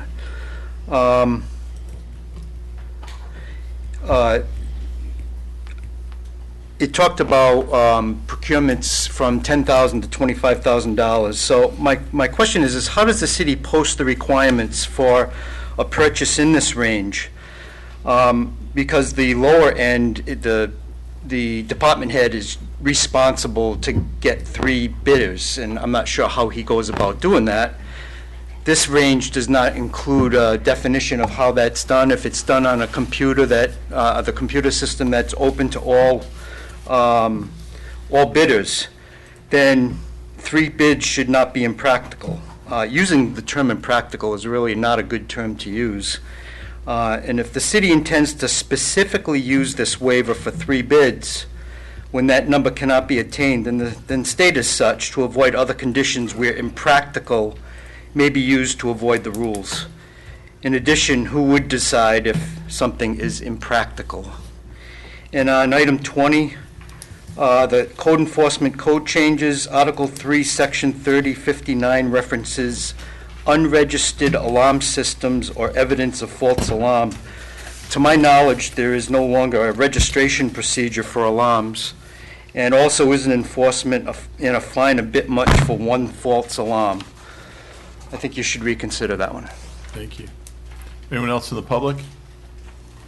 Not seeing anyone come forward, I'm going to close it to the public. Got a couple questions. And I just need to read the ordinance titles before you vote. I just said, the ordinance of the City Commission of the item 18, ordinance City Commission amending Chapter 18, Finance and Taxation, Procurement Code of the City of Deerfield Beach to update and clarify the city's procurement regulations.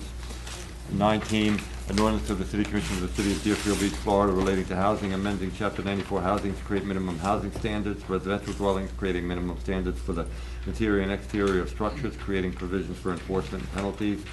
20, an ordinance of the City Commission of the City of Deerfield Beach relating to enforcement, amending Section 115 general penalty, continuing violations of the City Code, amending Chapter 2, Article 6, code enforcement to revise and clarify the city's code enforcement procedures, and replace references to special master and code enforcement board with special magistrate, creating Division 3 code citations to provide for civil citation procedure, creating Section 2-376, providing for authority and purpose, Section 2377 code enforcement citation procedures, 2378 schedule of civil penalties, amending penalty and enforcement provisions in Chapter 6, alcoholic beverages, Chapter 10, animals, Article 4, property exterior maintenance code of Chapter 14, building and building regulations, Chapter 18, businesses, Article 3, alarm systems of Chapter 30, emergency services, Chapter 34, environment, Chapter 46, offenses, Chapter 50, parks and recreation, Chapter 58, solid waste, Chapter 62, streets and sidewalks, and Chapter 66, traffic and vehicles. As you can see, that is a cleanup ordinance in many ways. An ordinance relating to customary use of beaches and public access, creating Chapter 50, Article 2, entitled Customary Use of Beaches by providing for customary use to be protected, preservation of public access, prohibiting obstructions to personal access to the beaches, providing for protection of construction of erosion control structures, prohibiting interference with public rights. Did you want me to start with the explanation? Yes, if you could, that'd be The great. last one, the Article A1 is, it relates to recent legislation passed by the Florida legislature, which, as has been there, recently is to place restrictions on the on cities and counties. And in this case, what they did is they placed restrictions on the city's ability to claim the benefit of the customary use doctrine, a doctrine created in a 1973 Supreme Court case involving the city of Daytona, by which the Supreme Court said that if there is ancient, consistent, and undisputed use by the public of beach property, even though it's private property, while the city could not claim ownership of the property, while the city could not claim an easement to the property, while the city could not claim any other property rights to the property, that the public could continue with their ancient, uninterrupted, and undisputed use for recreational purposes of beach property, provided that use was also accommodate the private owner's right to use their property. So basically, they tried to achieve some sort of compromise. The private owner could still use his property, but the public would still have a right to access cross the beach and things of that sort. The Florida legislature decided to make it harder for the cities to apply that doctrine, require the cities to file a lawsuit and take other measures after notice in order to claim customary use.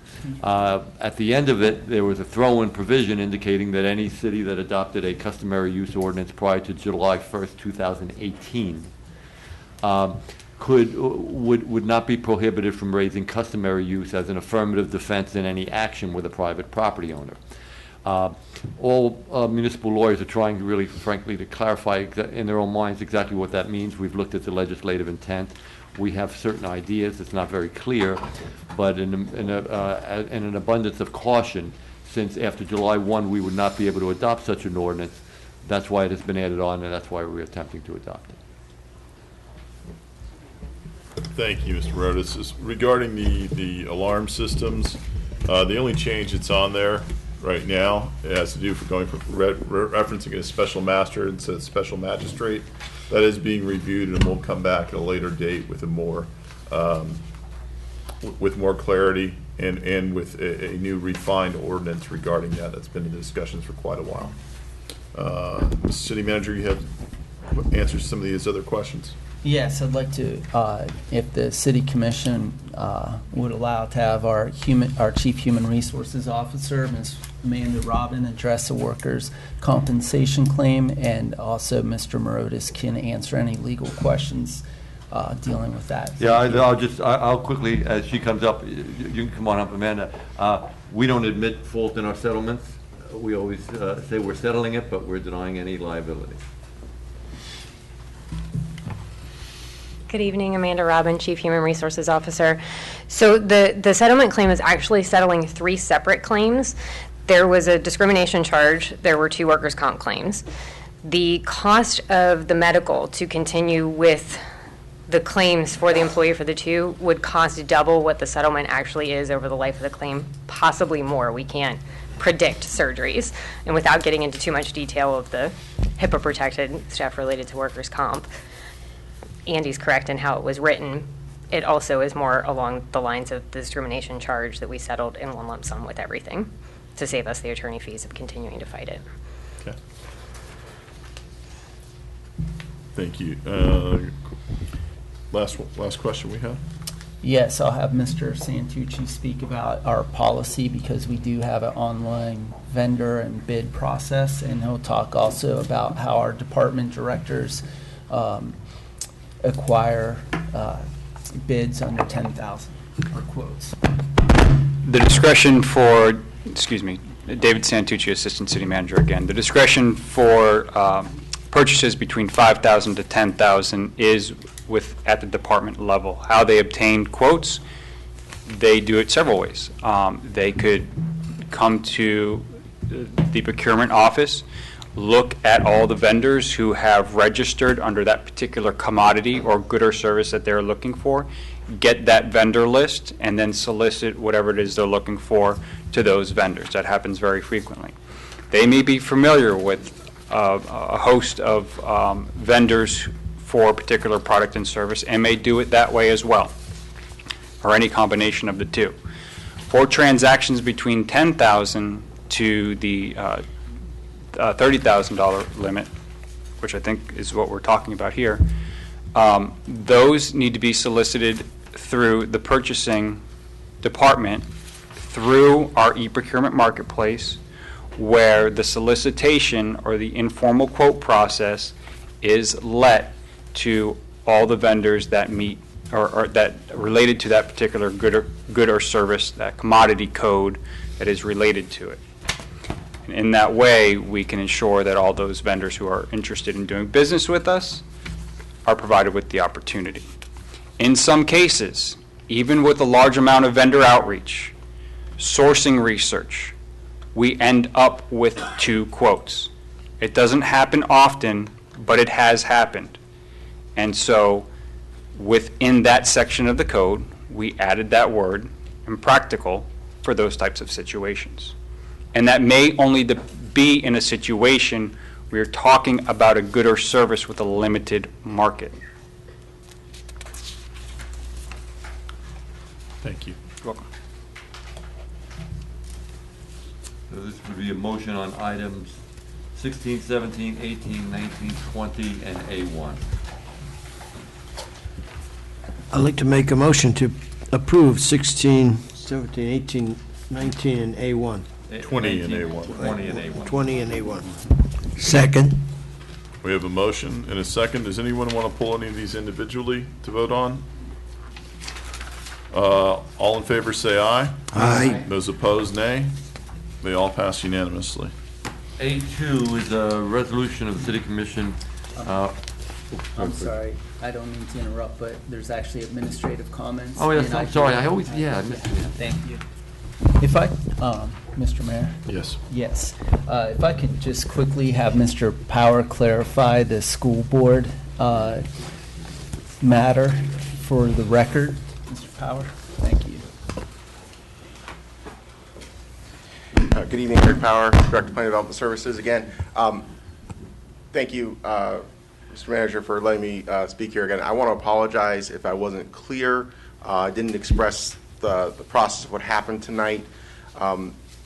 The school board meets regularly with municipalities with what's called a working group. Myself or the senior planner, Bonnie Jacobson, attends these meetings. When the school board determined they wanted to change the level of service in the third local agreement for the ILA, they requested that cities have this presentation before commissions for voting. Initially, and want to make this clear, like tonight's item really was a planning exercise. It's about capacity and level of service. I mean, we all have very valid comments tonight, like Vice Mayor's comments and Mr. Scott's comments and Mr. Parness's comments. They're all very valid on the issues and concerns that are going on with the school board. What was before you tonight really was about how they predict level of service and capacity issues in a 5-year planning program. And so, tonight, the people who were before you, Mr. Acabuso and Ms. Wright, they're planners such as myself. Their roles and responsibilities really deal to these long-range issues, not necessarily other items. So similarly, if you ask me to give you answer a question about stormwater management, that's not my job. I can't do it. That's kind of what was before you tonight. But they did make a request to go before the western cities because the cities of Parkland, Coral Springs, Sunrise, Pembroke Pines, and I said western, right?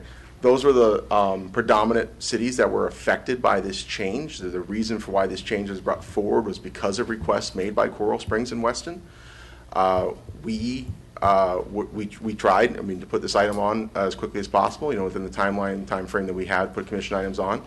Actually, Ms. Wright was frankly, you know, very wanting to get this item before this commission because, I mean, being very honest, we were all surprised that Coral Springs approved it. Like, when we found out Coral Springs approved it, I don't think there wasn't a planner in the county that wasn't shocked. We actually believed, we really did believe that Deerfield was going to be the last needed vote for this item. So the fact that Coral Springs did approve it last week, as I spoke to a few of you and told you that, was kind of shocking to a lot of us. But we wanted to get this item in front of you as soon as possible. But just so you know, and I'm just being clear about this, it was the school board's intention, it was the planning section of the school board's intention to get the agreements to the western cities, because those are the ones who are directly impacted by this change. Those are the ones that are, you know, but from a growth perspective, really can't maintain their growth. And that's the reason why this needs to be done, because they can't continue to get funding for their buildings if they can't maintain their level of service. So I just want to make that clear tonight, and not to ramble on, but another question I want to make also clear is that, just as a hypothetical example, she didn't bring it up tonight, but I know they've talked about this in the past when it comes to level of service and the question about the portables and why they exist and remain. The example would just be like, if there was an Algebra 1 class for freshmen and 30 kids took the class, that's capacity. But if there was like an honors class and only 15 took it, well, then there's 15 that could have taken it. And so they have 15 additional people in capacity. And in the same regard, if there was a remedial class for math and only 15 were in that remedial class, then now there's another 15. So now there's 30 extra seats that weren't filled. And it's a weird kind of math, but that's the way they do that math, you know. So we all know that all kids are different. Some kids, you know, are on an average program. Some kids need a little extra help. Some kids are a little more advanced. And, you know, those class sizes don't always work. And that's the reason why portables remain in a lot of places, because they needed extra classes. And that's the reason why they remain. But yeah, so I'm sorry if I'm rambling, but I just wanted to explain that tonight, that we did want to get this item to you as soon as possible, and this was the quickest that I could get it possible. It is my fault that I didn't get to you sooner. Okay. Thank you. City Manager? Yes. I believe Vice Mayor Battle had a question for Eric. Eric, don't leave. I'm so sorry. More of a comment. And I appreciate your explanation of what happened one way or the other, but therein lies the problem. You know you need this, and the people who needed it in the most are where? Out in the western cities. Yes. That does not say that the people in the east part of the county aren't in need, but you strategically planned this so that you could get those cities. Well, not me. It's okay. Not you. I know. Not you. They strategically planned this so that they could get those cities out in the west to vote before. Well, you know, and they said, "Well, we sent it out one way or the other." But it's true. And that's what makes me concerned. I don't want to say well, I'm upset. The cities of Weston, Coral Springs, and Parkland are at such a place, and you saw on the map tonight, there is such an overcapacity that it's just like a road. They're at level F. You know, they can't do anything more, and they're going to maintain that level F, right? So the only thing that the county the school board would be required to do would be to change the boundaries. And changing the boundaries is a political issue. It's a hotbed issue. You know, people get very upset when you change boundaries. And I'm not speaking for the school board, but, you know, speaking as a parent, I know that's the last thing they ever want to do is change those school board boundaries, change those school boundaries. And so this was the option that was brought forward to them, is that, you know, what if we were able to take a formula, a new way of creating capacity and not change those boundaries? That's what really what this was about tonight. This is that's the very reason why we ought not, we should not be letting the school board and the county drive this decision. The cities know better what their needs are one way or the other. And I hate to say it, there are folks out in those western counties that they could afford to attach the developers when they come in, and they do it up north all the time, have the developers come in and put it in the schools that they need in order to help them with overcrowding. But now here we sit in the eastern part of the county, and I hate to say that, going back to this $800 million bond, and we basically got nothing out of it one way or the other. And that's why I am upset about doing business with the school board in Alada County if they're involved in this. No, I understand. But I understand where you're coming from. I accept your apology and just don't do it again. Thank you. In the future, I'll bring this to your attention earlier. All right. Thank you. Comments by City Administration, City Attorney? No comment? Yeah, just quickly, I would also like to have Mr. Gressy come down to give the City Commission and the general public synopsis of the current recycling status, because this is a major issue for Broward County, and it's going to have a significant, potentially a significant financial impact, not only on our city, but on many cities. And this could eventually lead to litigation. I know that Mr. Morotis and his staff, as well as I've already been approached by another city that would like to potentially take this matter before a judge regarding the renewal for recycling, and if they Waste Management, Sun Bergeron, or LGL as they're referred to now, does not agree to the 5-year renewal, it does have an impact, and it's something that they guaranteed during their purchase to avoid a monopoly. So, Mr. Gressy, thank you. Yes, good evening again. Chad Gressick, Director of Sustainable Management. I'll try not to touch that again. Or the podium. So I really don't want to get into the legal aspects for obvious reasons, but I do want to kind of get into the nuts and bolts of recycling so that you understand the issue a little bit more in detail. As you're aware, the city does collect residential recyclables here in the city. We also provide recycling services for commercial businesses. Commercial businesses are not required to use city services. It's open market, so they can utilize any vendor for recycling if they want to. Globally, recycling is in a dire state, and it has been for quite some time. We've been insulated from it because we actually contract with a vendor. We collect it, we deliver it to their facility, they process it, and then they ultimately find a market to sell it. And obviously, they try to get the most money for that material. Depending on the money that they get for that material, we get a portion of that money. And also, one of the benefits of recycling is you avoid tipping that material as waste in a landfill, so you save the money on that side as well. So recycling is done historically for economic reasons as well as environmental reasons. So what's happened over the last, I would say, 18 months plus, is there's been a steady decline in the market for recyclables. This has been going on, if you remember from some of my past budget presentations, probably the last 3 or 4 years I've put that in there, that the market's been declining. So this is not something that's happened overnight.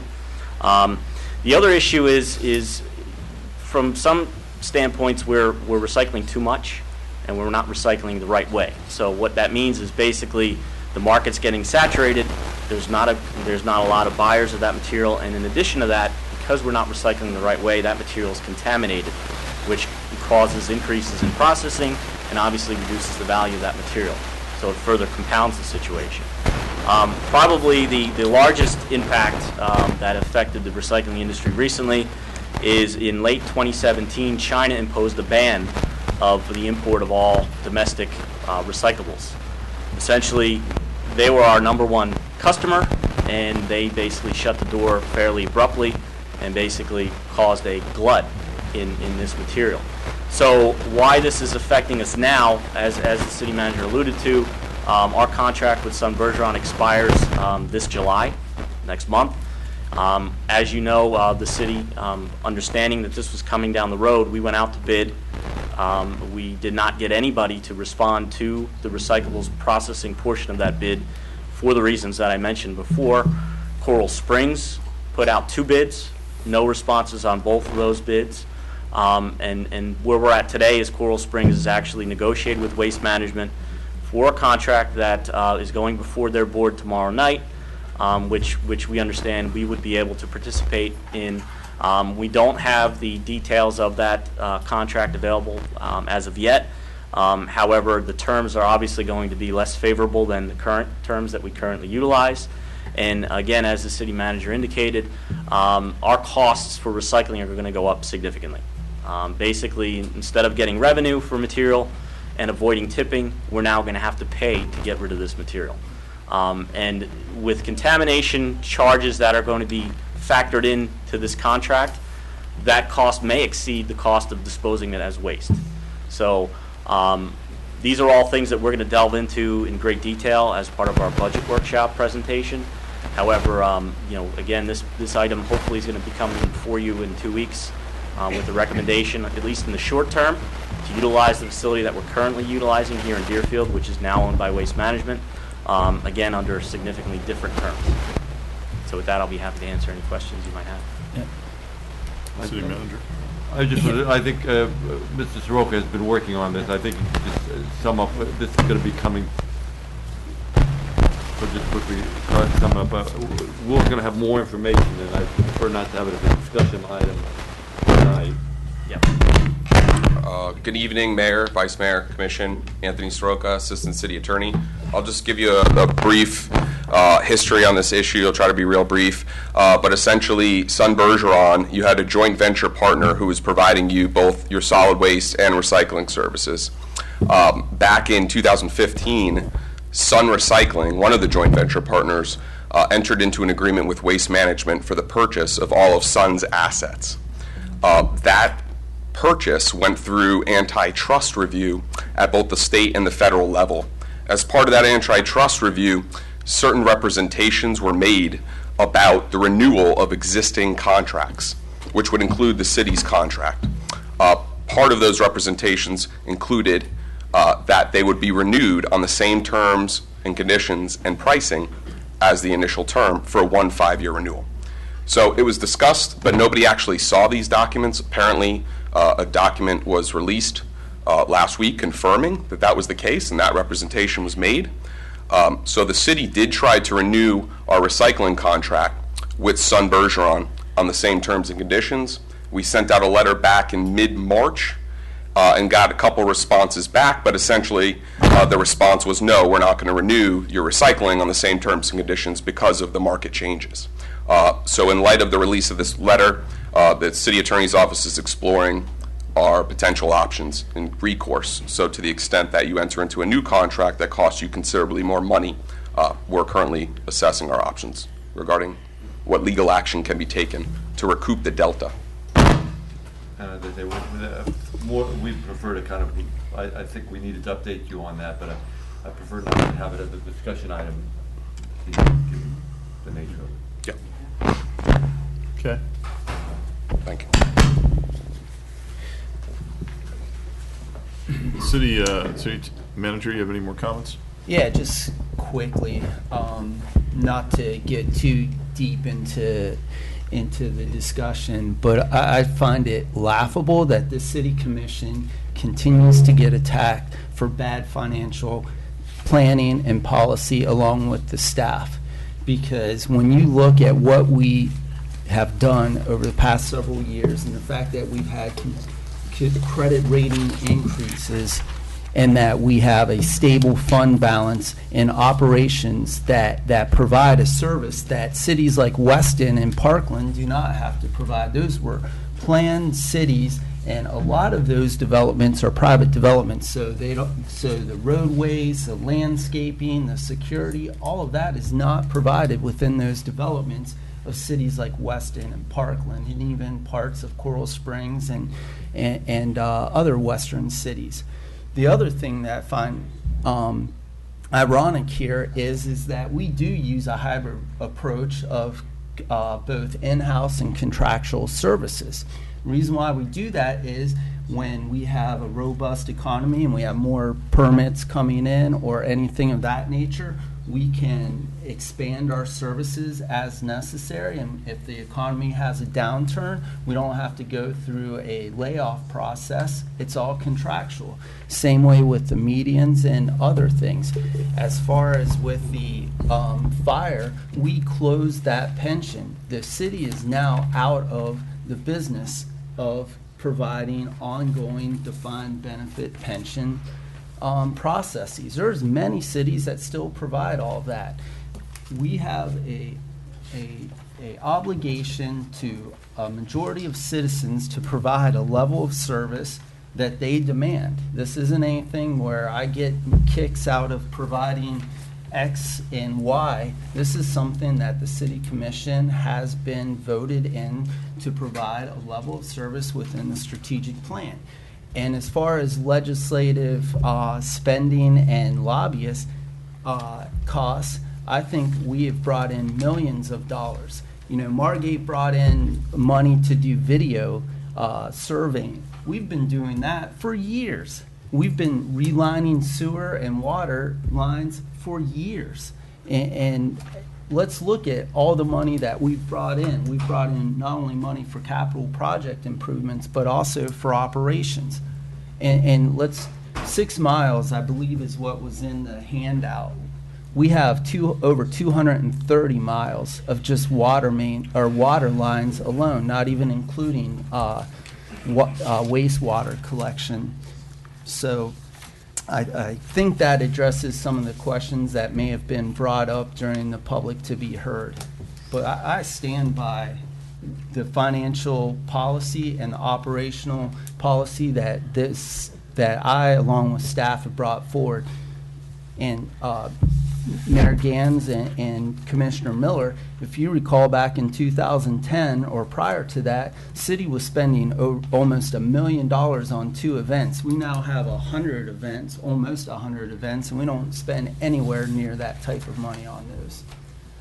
So unless there's any further questions about that from the City Commission, I don't have anything else to comment on. Thank you.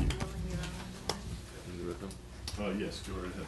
A2, a resolution of the City Commission of the City of Deerfield Beach authorizing and directing the city's intervention in a lawsuit seeking a declaration that the provisions punishing elected officials set forth in Section 790.33 Florida statutes for violating the preemption related to the regulation of firearms and ammunition are invalid, providing for compensation to be paid for the city's participation in the lawsuit, authorizing the execution of a retainer agreement. Commissioner Parnas? Yes, I propose that we join the suit for the following reasons. The state wishes to negate the home rule of every city and town in Florida. They want to dictate what laws we can pass.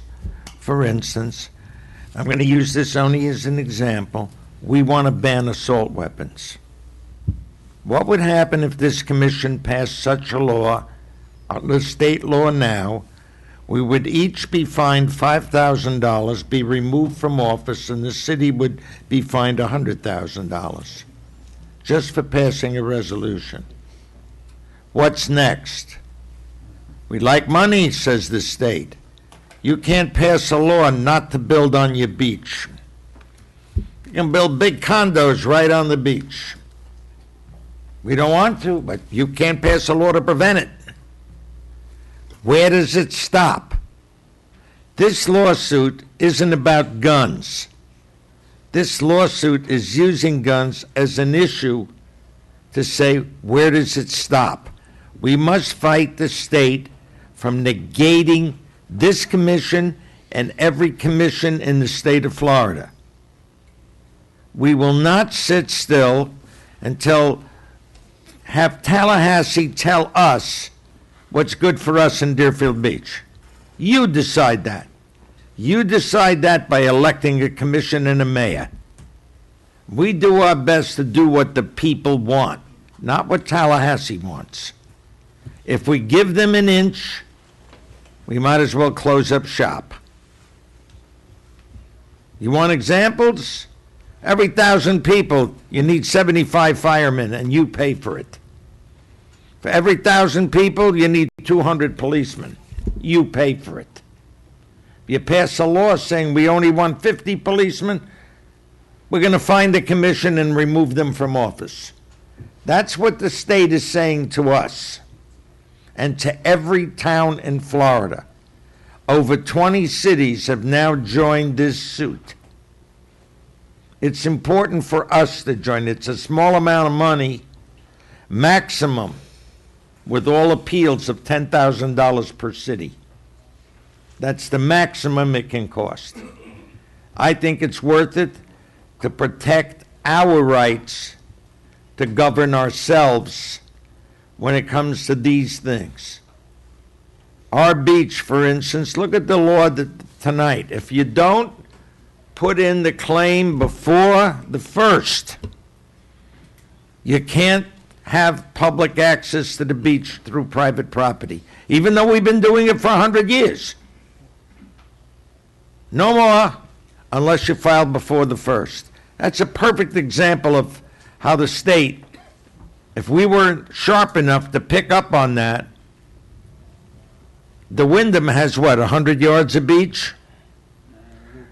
A little more, but they could say, sorry, Deerfield, you can't come on our beach. You didn't file by the 1st? Too bad. We're claiming access to our property, and you have to go to the left or to the right. Too bad. These are examples of what the state can do, what they are doing. This suit is an attempt to stop this and say the people of Deerfield Beach have a right to govern themselves without interference from the state by penalizing your elected officials for trying to pass a law to protect its people from whatever. That's why it's important that we join this suit, because judges and juries like big numbers. I'd like us to be City 21. And that's just in Broward, I believe. It's important that we maintain control of our city. And that's why I'm urging this commission to pass this. Thank you. Anyone from the public care to comment on this item before we move forward? Dan Hurst, 330 Southeast 19th Avenue. I guess my question is directed to the city attorney. I really read this thing a couple times, and I still am very unclear on it, so let me ask the city attorney. The benefit to the city of Deerfield Beach, if we do not add it onto the lawsuit, if the existing lawsuit that's already in place is won, would Deerfield Beach already benefit by the 20 cities that have already signed on? And that's the part that I'm very unclear about, because I'm not understanding why we need to spend $10,000 of the taxpayers' money if we would be protected by the other 20 cities who have already put up the money, and we would enjoy the same benefit as them. So if I'm understanding that correctly, I have a huge problem with the commission approving that. If I'm not understanding it correctly, that we would only get the protection if we spent the $10,000, then I can at least understand it, and if the city attorney can explain that, I would be greatly in his debt. Thank you. Mr. Sullivan? Glenn Sullivan, 2377 Deer Creek Trail, Deerfield Beach. First of all, I was on the website today, and I did not see either of these addendums. And this addendum, which is very specific to firearms, the Florida statute that preempts our city officials from discussing and passing laws is specific to firearm laws. It's a constitutional right. It's in the state statutes. Cities do not need to start making hodgepodge decisions on firearms in the state of Florida, and it shouldn't be in the United States. It's a constitutional right. And I'll be damned if I want my commission making laws that affect my constitutional rights. So the other thing is, this should have been published on the very first day, because I'm sure there are a lot of people that are very interested in this commission wanting to start making laws on firearms. So I would highly recommend that the commission, if they're going to go forward with this, put this on an agenda so all the citizens are aware of this. This is underhanded to put this on an addendum the day of the meeting. Anyone else have any comments from the public? Not seeing, I'm going to close it to the public. I think the point was made pretty clearly that this is more about a home rule issue. This is not about the city of Deerfield Beach participating in a lawsuit that's going to allow, if there ever would be a discussion, and that gave us the ability to even have this discussion, trust me, the public would be in that full debate. To answer the question, Mr. Herz's question, no. We have the same protection, whether we are involved with the lawsuit or not. There's nothing that preempts this. Is that correct? Just to point to the city attorney's office has not put this on, this is not us putting this on the agenda. The lawsuit has been filed. Whatever the result is will be binding upon every city and the state. So that is, you were absolutely correct. Our participation will not change the effect on us. Thank you. Commissioner Parnas, and then Commissioner Miller. As far as the Second Amendment, this has nothing to do with the Second Amendment. In 1936, the federal government banned machine guns.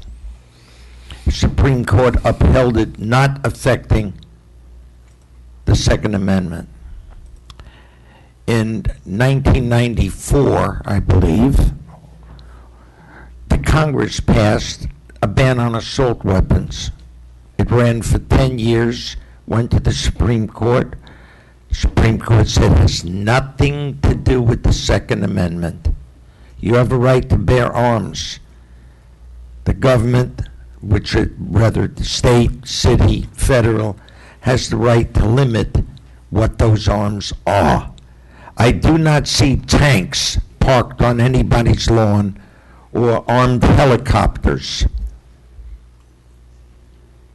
The government, whether it be local or state, has a right to limit the type of weapon. Now, I'm not going to discuss whether or not it's constitutional, because the United States Supreme Court has already ruled on it twice. First in 1936, and more recently,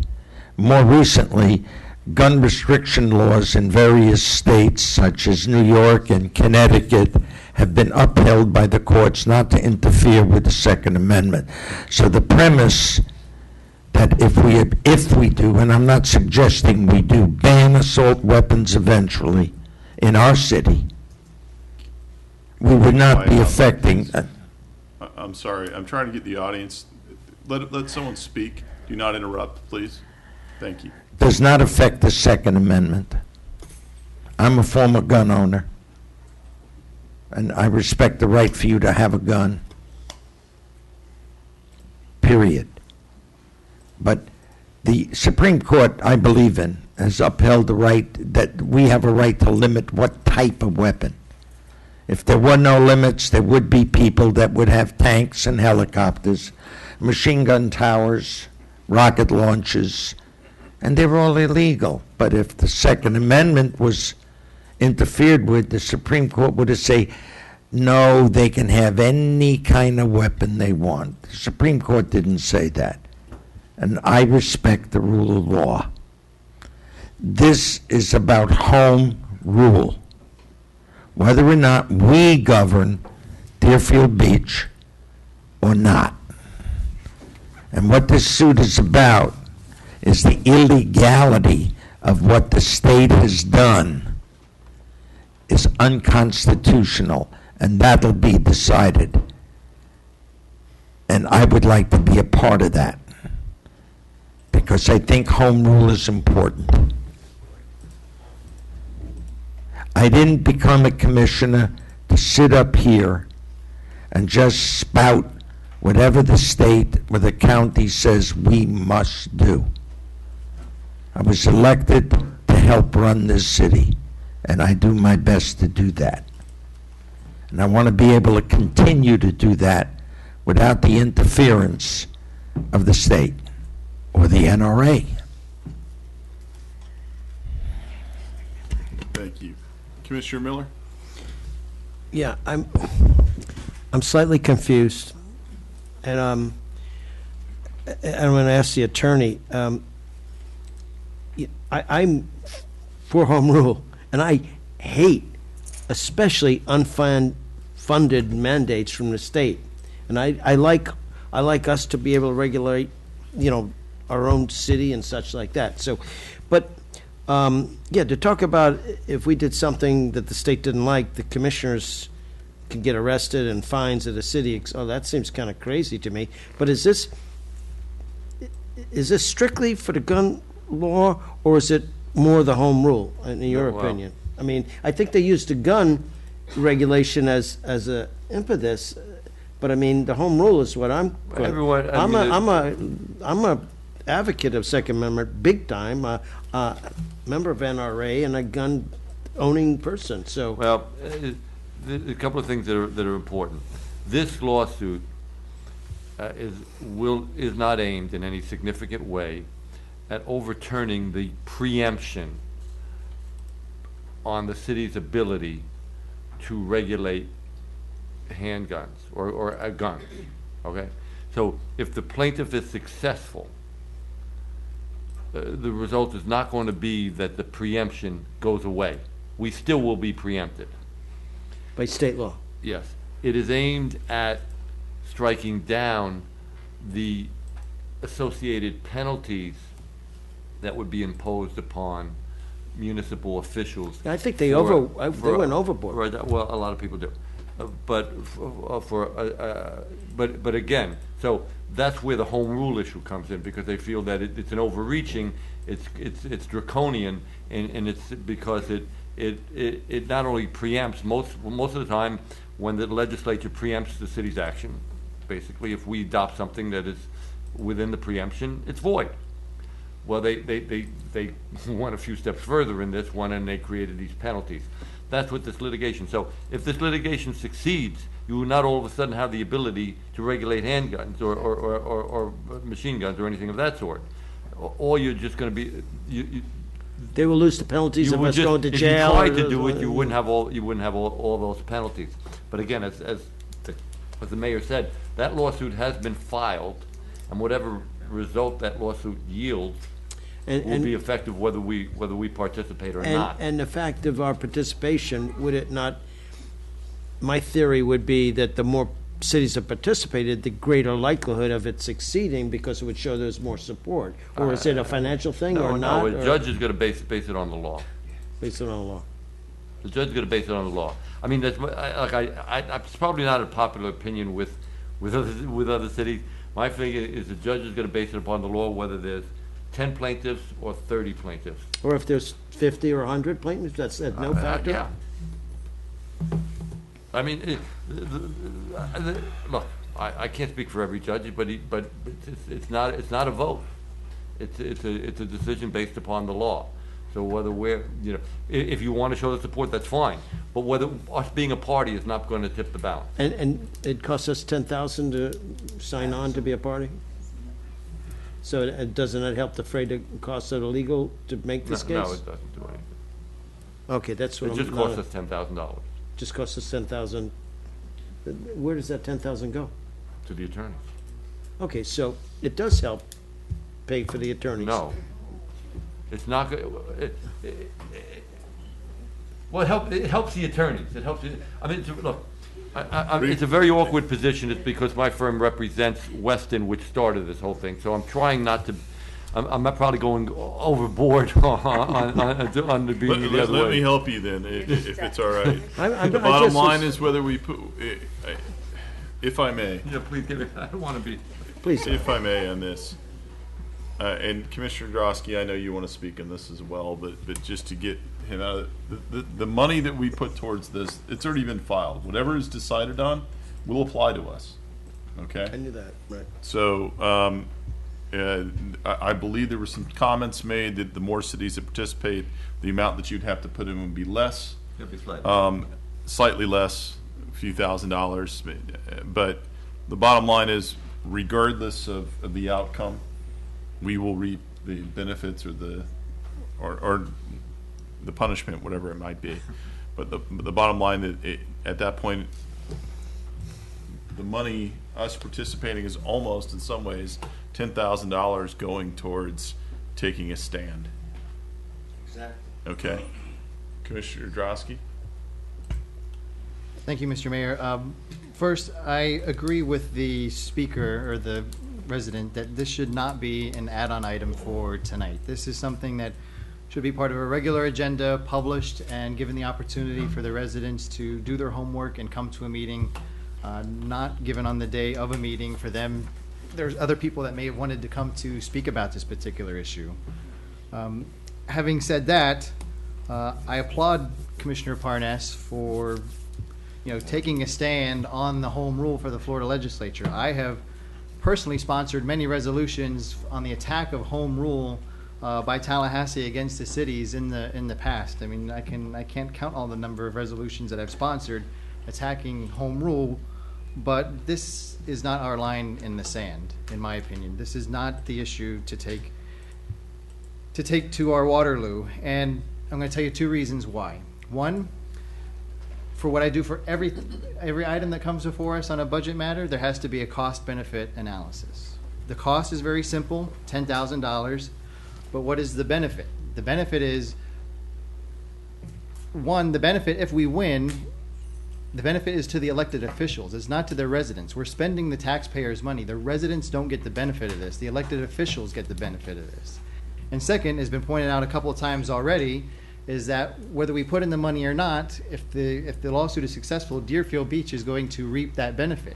So we're spending $10,000 for something we're going to get for free. So spending $10,000 to get something for free doesn't make a lot of sense to me. And it's not that it's $10,000. It could be $10,000, it could be $1 million, it could be $10 million. The analysis has to be the same. The second thing is there's a much bigger issue here too, and that's Southwest 10th Street. Let's not forget about this. This issue here, the folks in Tallahassee that are looking at this issue, they're not in favor of us passing this resolution. And we're going to put a big target on the back of Deerfield Beach if this is passed, and then the folks in Tallahassee are going to know exactly where Deerfield Beach stands, which is fine. But with Southwest 10th Street, there's an issue with the utility relocation that we have on that road. It's going to cost us up to $10 million, which FDOT says they cannot reimburse the city, that the city would have to come out of pocket to relocate those utilities as part of the Southwest 10th Street redesign. Well, where is that money going to come from? It certainly can't come from our contingent fund, because that would decimate the city. We're going to need the help from the state in an appropriation to get this money. So to spend $10,000 to lose $10 million makes no sense to me, because we're not going to get the help in Tallahassee that we need on 10th Street if we put a big target on our back, which is what I'm afraid we're doing tonight. Vice Mayor Battle? Commissioner Drosky,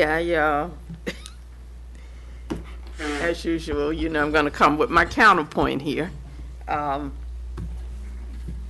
First of all, I'm so tired of this city being the laughingstock of Broward, one of the laughingstocks of Broward, one way or the other. We can't do anything here, basically, because, and we always listen at the citizen, but it seems like we can't do anything in order to help support other cities or whatever, because we have folks coming at us with, this is $10,000 you're using of taxpayers' money or whatever.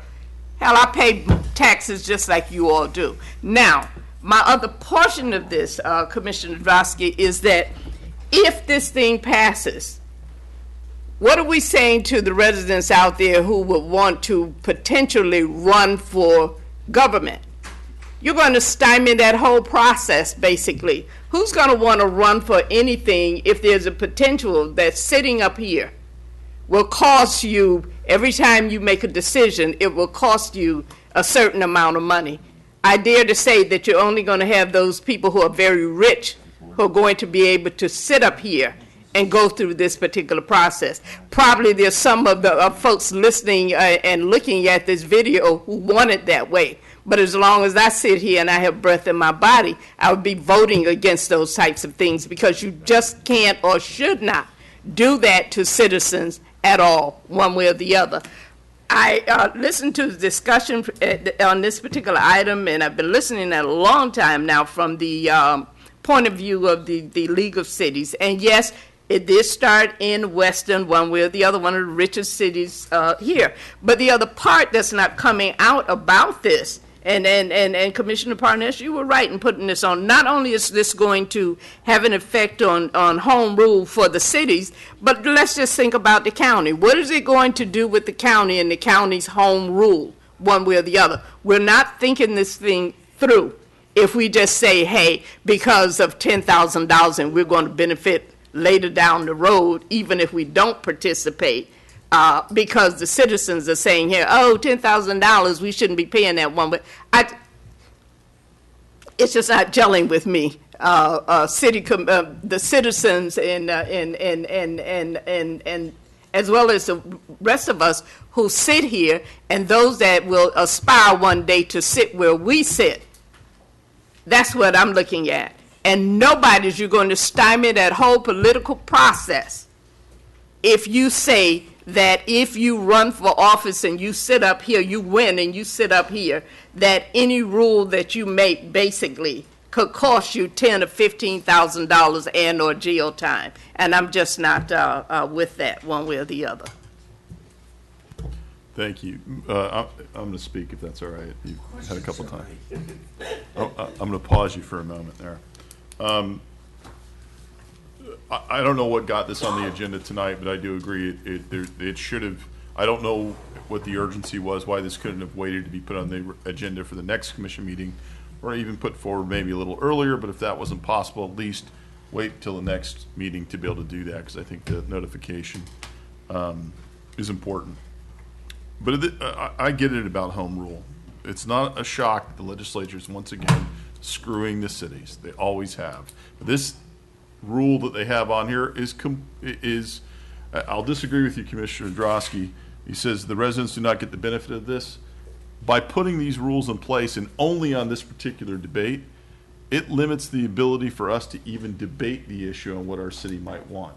Because even if we were to bring it up, put it on the agenda and talk about it, and our citizens, every single one of them may want it, we're not even allowed to discuss it based on this one specific rule trying to rob us of the right to even debate the issue publicly. And that's what it does. So I see that benefit to the citizens if this had changed. But sunshine rule, sunshine law, great law, conveniently not applied to the legislature when they put it on to all the cities. What they've just passed with the beach, with this, as was pointed out tonight, what we talked about with the beach access. Once again, we have the legislature passing something down on us that's either vague, one-sided, or completely limits our ability to have any control over it. And we can go down the list of all the different things that we have there. Home rule is constantly being challenged, and I understand the point that making enemies up in Tallahassee with some of the things that we're facing right now is not a position we necessarily want to be in. But I will constantly fight for home rule for our cities because what the legislature does to us on a regular basis is completely wrong. But I will say this, and I don't like to take the coward's approach of let somebody else do the heavy lifting and we'll just take the benefits. I think that's a coward's approach. But we do it a lot. And I'll tell you why. There are plenty of times in which we have seen ordinances, laws being challenged, and we allow other cities who have put that first step forward to get their heads beat up in the courts, go through the expense, and see what the outcome is before we start putting our dollars ahead of that. And then usually what we do is we find out where that ruling ends up, and we try to make modifications and do a better job than what that first city that stepped out is. We've done it with, and I don't want to get into some of these specifics because I think some of them are a little concerning, but if we watch other cities and what they do and what they take to court and challenge it, and then from there we try to determine whether or not we take that step forward ourselves. We do it all the time. And the city has taken the step forward first. We were one of the first ones to put in a strict pill mill legislation. And other cities waited and followed behind us on that. The abandoned property ordinance we put forward with, and as stringent as it was with having to be able to recoup that money that went forward on that to come off the tax rolls, not a lot of cities were doing that. We were one of the first ones to do that. So we have taken that first step. There have been times we have been the leader. There are other times we fall back. It's my opinion on this one that this is one where we sit back on. I understand taking a stand, and I completely agree with fighting for home rule. But on this particular one, I think other cities have stepped forward. The $10,000 will be just $10,000 to take a stand, and I'm not willing to do that, in my opinion. So, Call a question. that's where I'm at. Commissioner Parnas, you have your light on it. Yeah.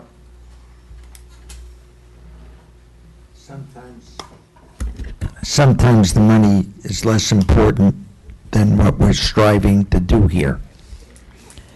I really feel that we should be a part of this, not because it matters, because we have to sleep at night. We can't allow the state, without a fight, to say, you don't like it? Too bad. We're going to tell you how to live and what you can do and you can't do. And if you don't listen to us, you can either go to jail, be removed from office, pay a fine, city $100,000. I think every effort has to be made to preserve home rule. That's what these people elected us to do, govern, not be errand boys from Tallahassee, but to govern. You don't think it's worth it? That's your choice. But I'll make the motion to approve this. And I'll second it. We have a motion and a second. We have roll call, please. Commissioner Drosky? No? Commissioner Parnas? Yes? Commissioner Miller? No. Vice Mayor Battle? Yes. Mayor Gantz? No.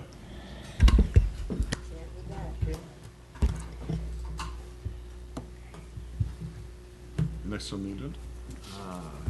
Commission comments? Yeah, Commissioner. Okay, commission comments, District 1. Yes, I want to inform my fellow commissioners that, and maybe you've seen it when you were over Saturday, DART Corporation has very much tried to help us with the collection of styrofoam. They gave us an original container. It was not really adequate. They've upgraded the container that can hold more capacity. And it had to do it, they're thinking it didn't really need to make weekly trips. And I can imagine sending a truck and having a couple of bags of styrofoam. I can understand their case. I also want to say that, to my knowledge, DART principally makes the cups, the styrofoam cups, and I think mostly, and not that they don't pollute, but mostly we are collecting things like wrap flat screen TVs, the big pieces of styrofoam, and it's clean. It's good to be recycled.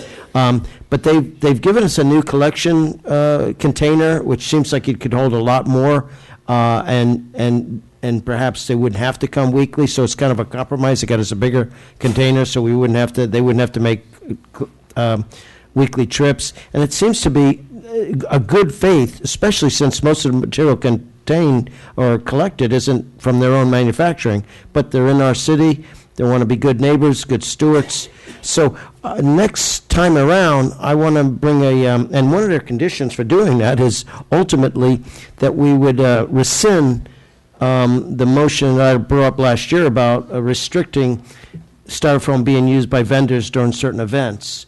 And it was my intention to bring that motion up next time around, but I wanted to give you all forewarning, and if you tell me it's not going to pass, I won't go through that. But I know DART has, in a goodwill basis, provided this service for us, hoping that we would do that. I said that I would certainly make the motion we do it, assuming my fellow commissioners would appreciate the efforts they're making. So I just want to tell you, and maybe since we're in sunshine, you could give me some feedback on what you think. Thank you. Okay. Yeah, that's enough, and I was hoping Okay. you could comment. Sure. I think, yes, sure. In order to give the citizens the right to scrutinize it, you better put it on the agenda. Don't come back to us with it. No, I'm gonna put it on agenda, but I was thinking, I didn't want to waste anybody's time. Put it on the agenda. Okay. That's one, say, put it on the agenda. Anybody else? I figured we'd address it as we went down the line. All right. Okay. I'm done. All right. Vice Mayor? Couple of things. City Manager, 15th Street, going in from Dixie. We need those sidewalks fixed. There's some over there where they're up too far, and I don't want another lawsuit about somebody falling on the sidewalks. The Seventh-day Adventist Church right across from the school, we have no parking signs over there, but every Saturday, and I'm not beating down on any one religion here, one way or the other, but the residents can't even pass because they park in between the no parking signs. Perhaps we need to get the message to them that they need to rent some space at the school or something, because every weekend is a problem there, traffic-wise, basically. So we need to move on that. Anthony, what did you find out for me? Good evening, Vice Mayor. At your request, I did go by the site that you mentioned regarding the potential telecom pole that was installed without a permit. I was unable to locate it. I took a couple pictures, but I couldn't locate it tonight. But prior to the meeting, I did go over there and I stopped by. I couldn't locate it. I have pictures for you. Just let me let the city manager know that there's someone over there putting in these big poles. At one house that sits on the corner of 5th and 3rd, I believe, there's at least 5 poles on those people's property. I don't know what these poles are, whether or not they're telecommunication or whatever the case may be. I don't know what they are because I didn't see anything on the cars. So I need to have you check on that to see what's going on. And the poles are substantially larger than what's there already. Is there an intent to remove one of those poles if you have 2 on your property? Because on my property on 5th Court, there's 2 sitting there. One is larger. I don't know what it's for. But we just can't keep ruining people's property by putting in these big poles one way or the other. Some of them are concrete or whatever that is, but most of them are those big, large wooden poles, okay? On June 30th, please come out to the citizens to the Code Enforcement Town Hall meeting. Some of you all are just doing what you want to do. I've even had to call in some reports myself about violations of the code. So please come out to the June 30th meeting. It's on a Saturday morning from 9 to 12 at the Hillsborough Center, so you can get all the information you need to know about what you need to get a permit for, how you can stop violating the code enforcement rules and regulations of the city. Dixie Highway Neighborhood Group, I got received a call this evening,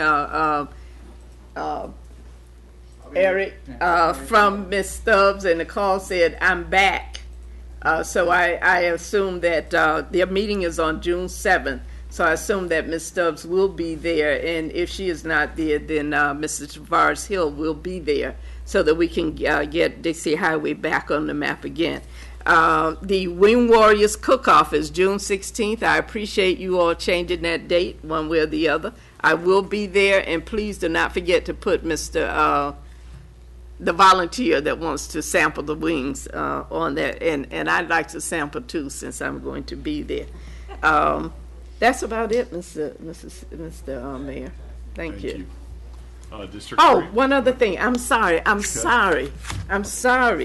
The Miami Dolphins, in conjunction with the McDougal Foundation, will be holding a Junior Dolphins summer camp. It's going to be on June 11th through the 14th for all those that are interested in football, from 9 a.m. to 3 p.m. at the Oviedo McKeithen Recreation Complex. If kids or you want to sign your kids up, please do it at dolphins.com/juniordolphins. Please get this notice out to your neighbors and anybody else who has a child that wants to play football or want to go to the camp. The Miami Dolphins will be sponsoring in conjunction with the McDougal Foundation. Thank you. That's all, Mr. Mayor. Thank you. District 3? Commissioner Parnas? Commissioner Drosky? Thank you, Mr. Mayor. I want to first thank everybody that came out this past Saturday, June 2nd, to the grand opening of the Deerfield Beach Micro Apiary. The turnout well exceeded expectations. There were 80 shirts, I know, that they had to give away, and all 80 were gone early. It was a great event, getting on the warm side there, but I refrained from naming names on Saturday, but Mr. Gressick, in the back there, Hillary, Marshall from your team, Patrick Bardes, yes, they were there.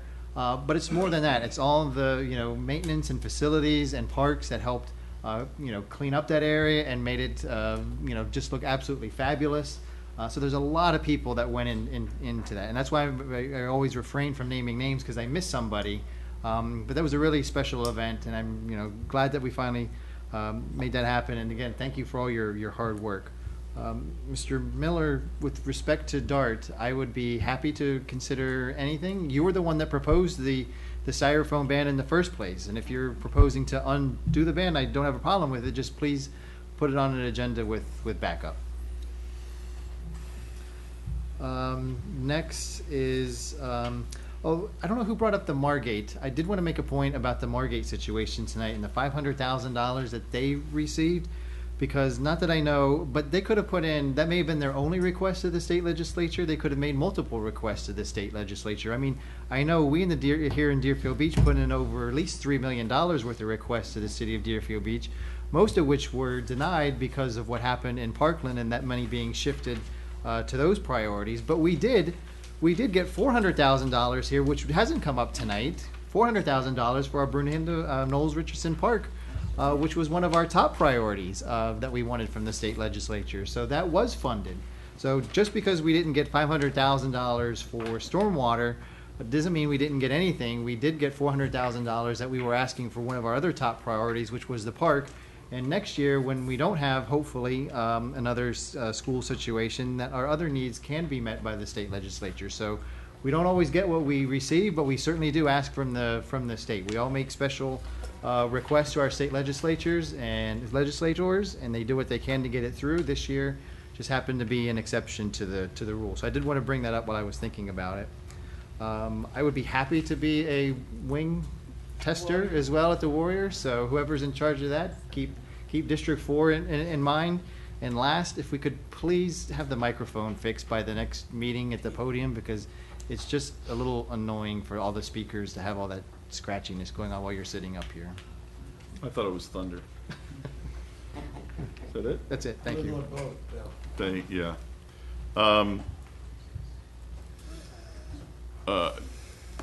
When it comes to money that we've gone out there to request, Ms. DeFranzo, it's not just from the legislature that we're able to get that. The money that the legislature stripped for the Center for Active Aging, we were able to recoup in another location. Is that correct?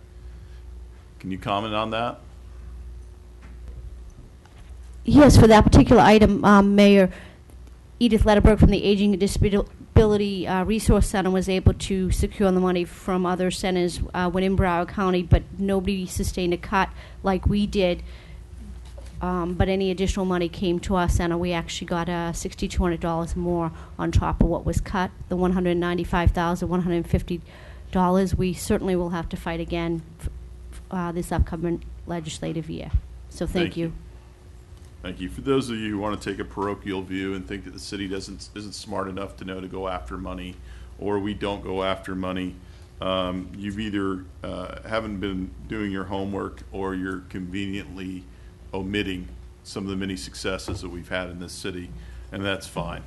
But I promise you, we'll point them out from here going forward. Maybe not in a newsletter, but we certainly will moving forward to make sure that credit goes where credit's due.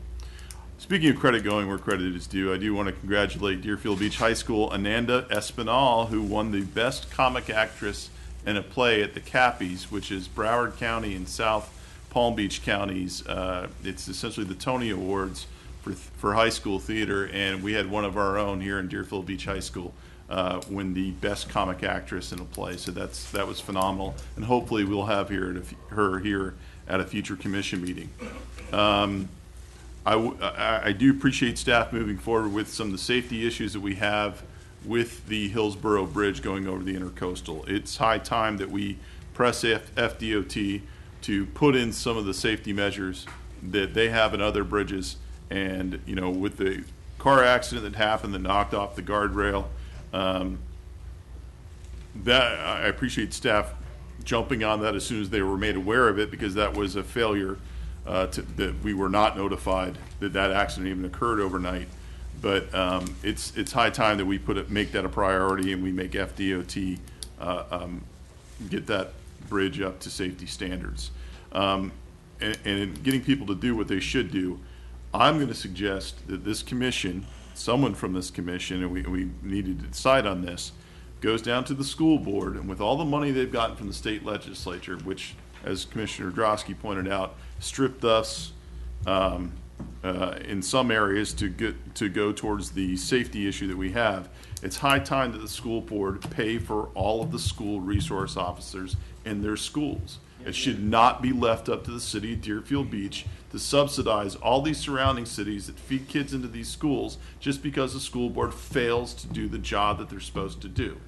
They have millions and millions and millions of dollars right now to attack this. That should be the first thing they should do. It's very easy, it's very simple, and that would give some money to put towards other things, but that would also give us the ability to use that money and maybe put safety officers in other places that we don't have them at. And it's a shame that we have to have the same argument again and again and again, but I think this commission needs to appoint somebody to go down to the next school board meeting and demand that of the school board. And on top of that, we also need to get on them about maintaining the memorial, I don't know if you want to call it Memorial Garden, but the memorial that's been set up at Deerfield Beach High School that they have allowed to go to pot. The weeds, the maintenance of that is embarrassing.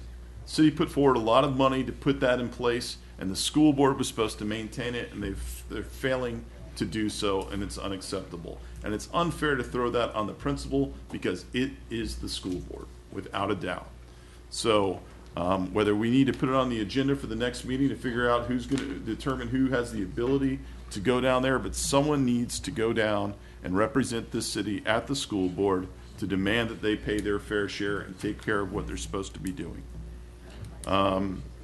The recycling issue, that is a real major problem and if those of you who are reading the papers are looking at it, we're not the only ones dealing with that. And it's fortunate for the cities that little document became public recently, because I can tell you when they went through that document was not public. And to get through the antitrust the way they did, they had to promise that, and they conveniently tried to hide that, in my opinion, and I'm glad that became public and moved that forward. I think that's it for everything that I have right now. Am I missing anything? Looking for a motion to adjourn? Motion to adjourn. All in favor, say aye. Aye. Meeting adjourned. Thank you. I was just going to get that. It fell off there. Yeah.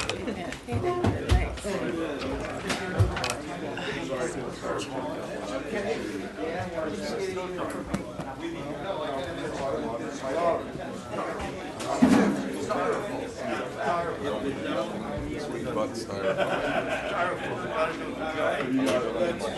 Just so I can put myself in. How you doing, Mr. Nero? So you want to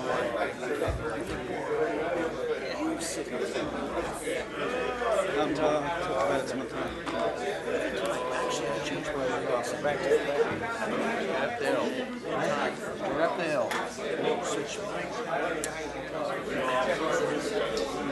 I realize as being a vice mayor, when you go second class, there's some merit to that. I wasn't sure whether to make this. Sure, answer. So she was saying that get a feel for. It does sound good feel. Now sometimes your vote is just a protest because it's 4-1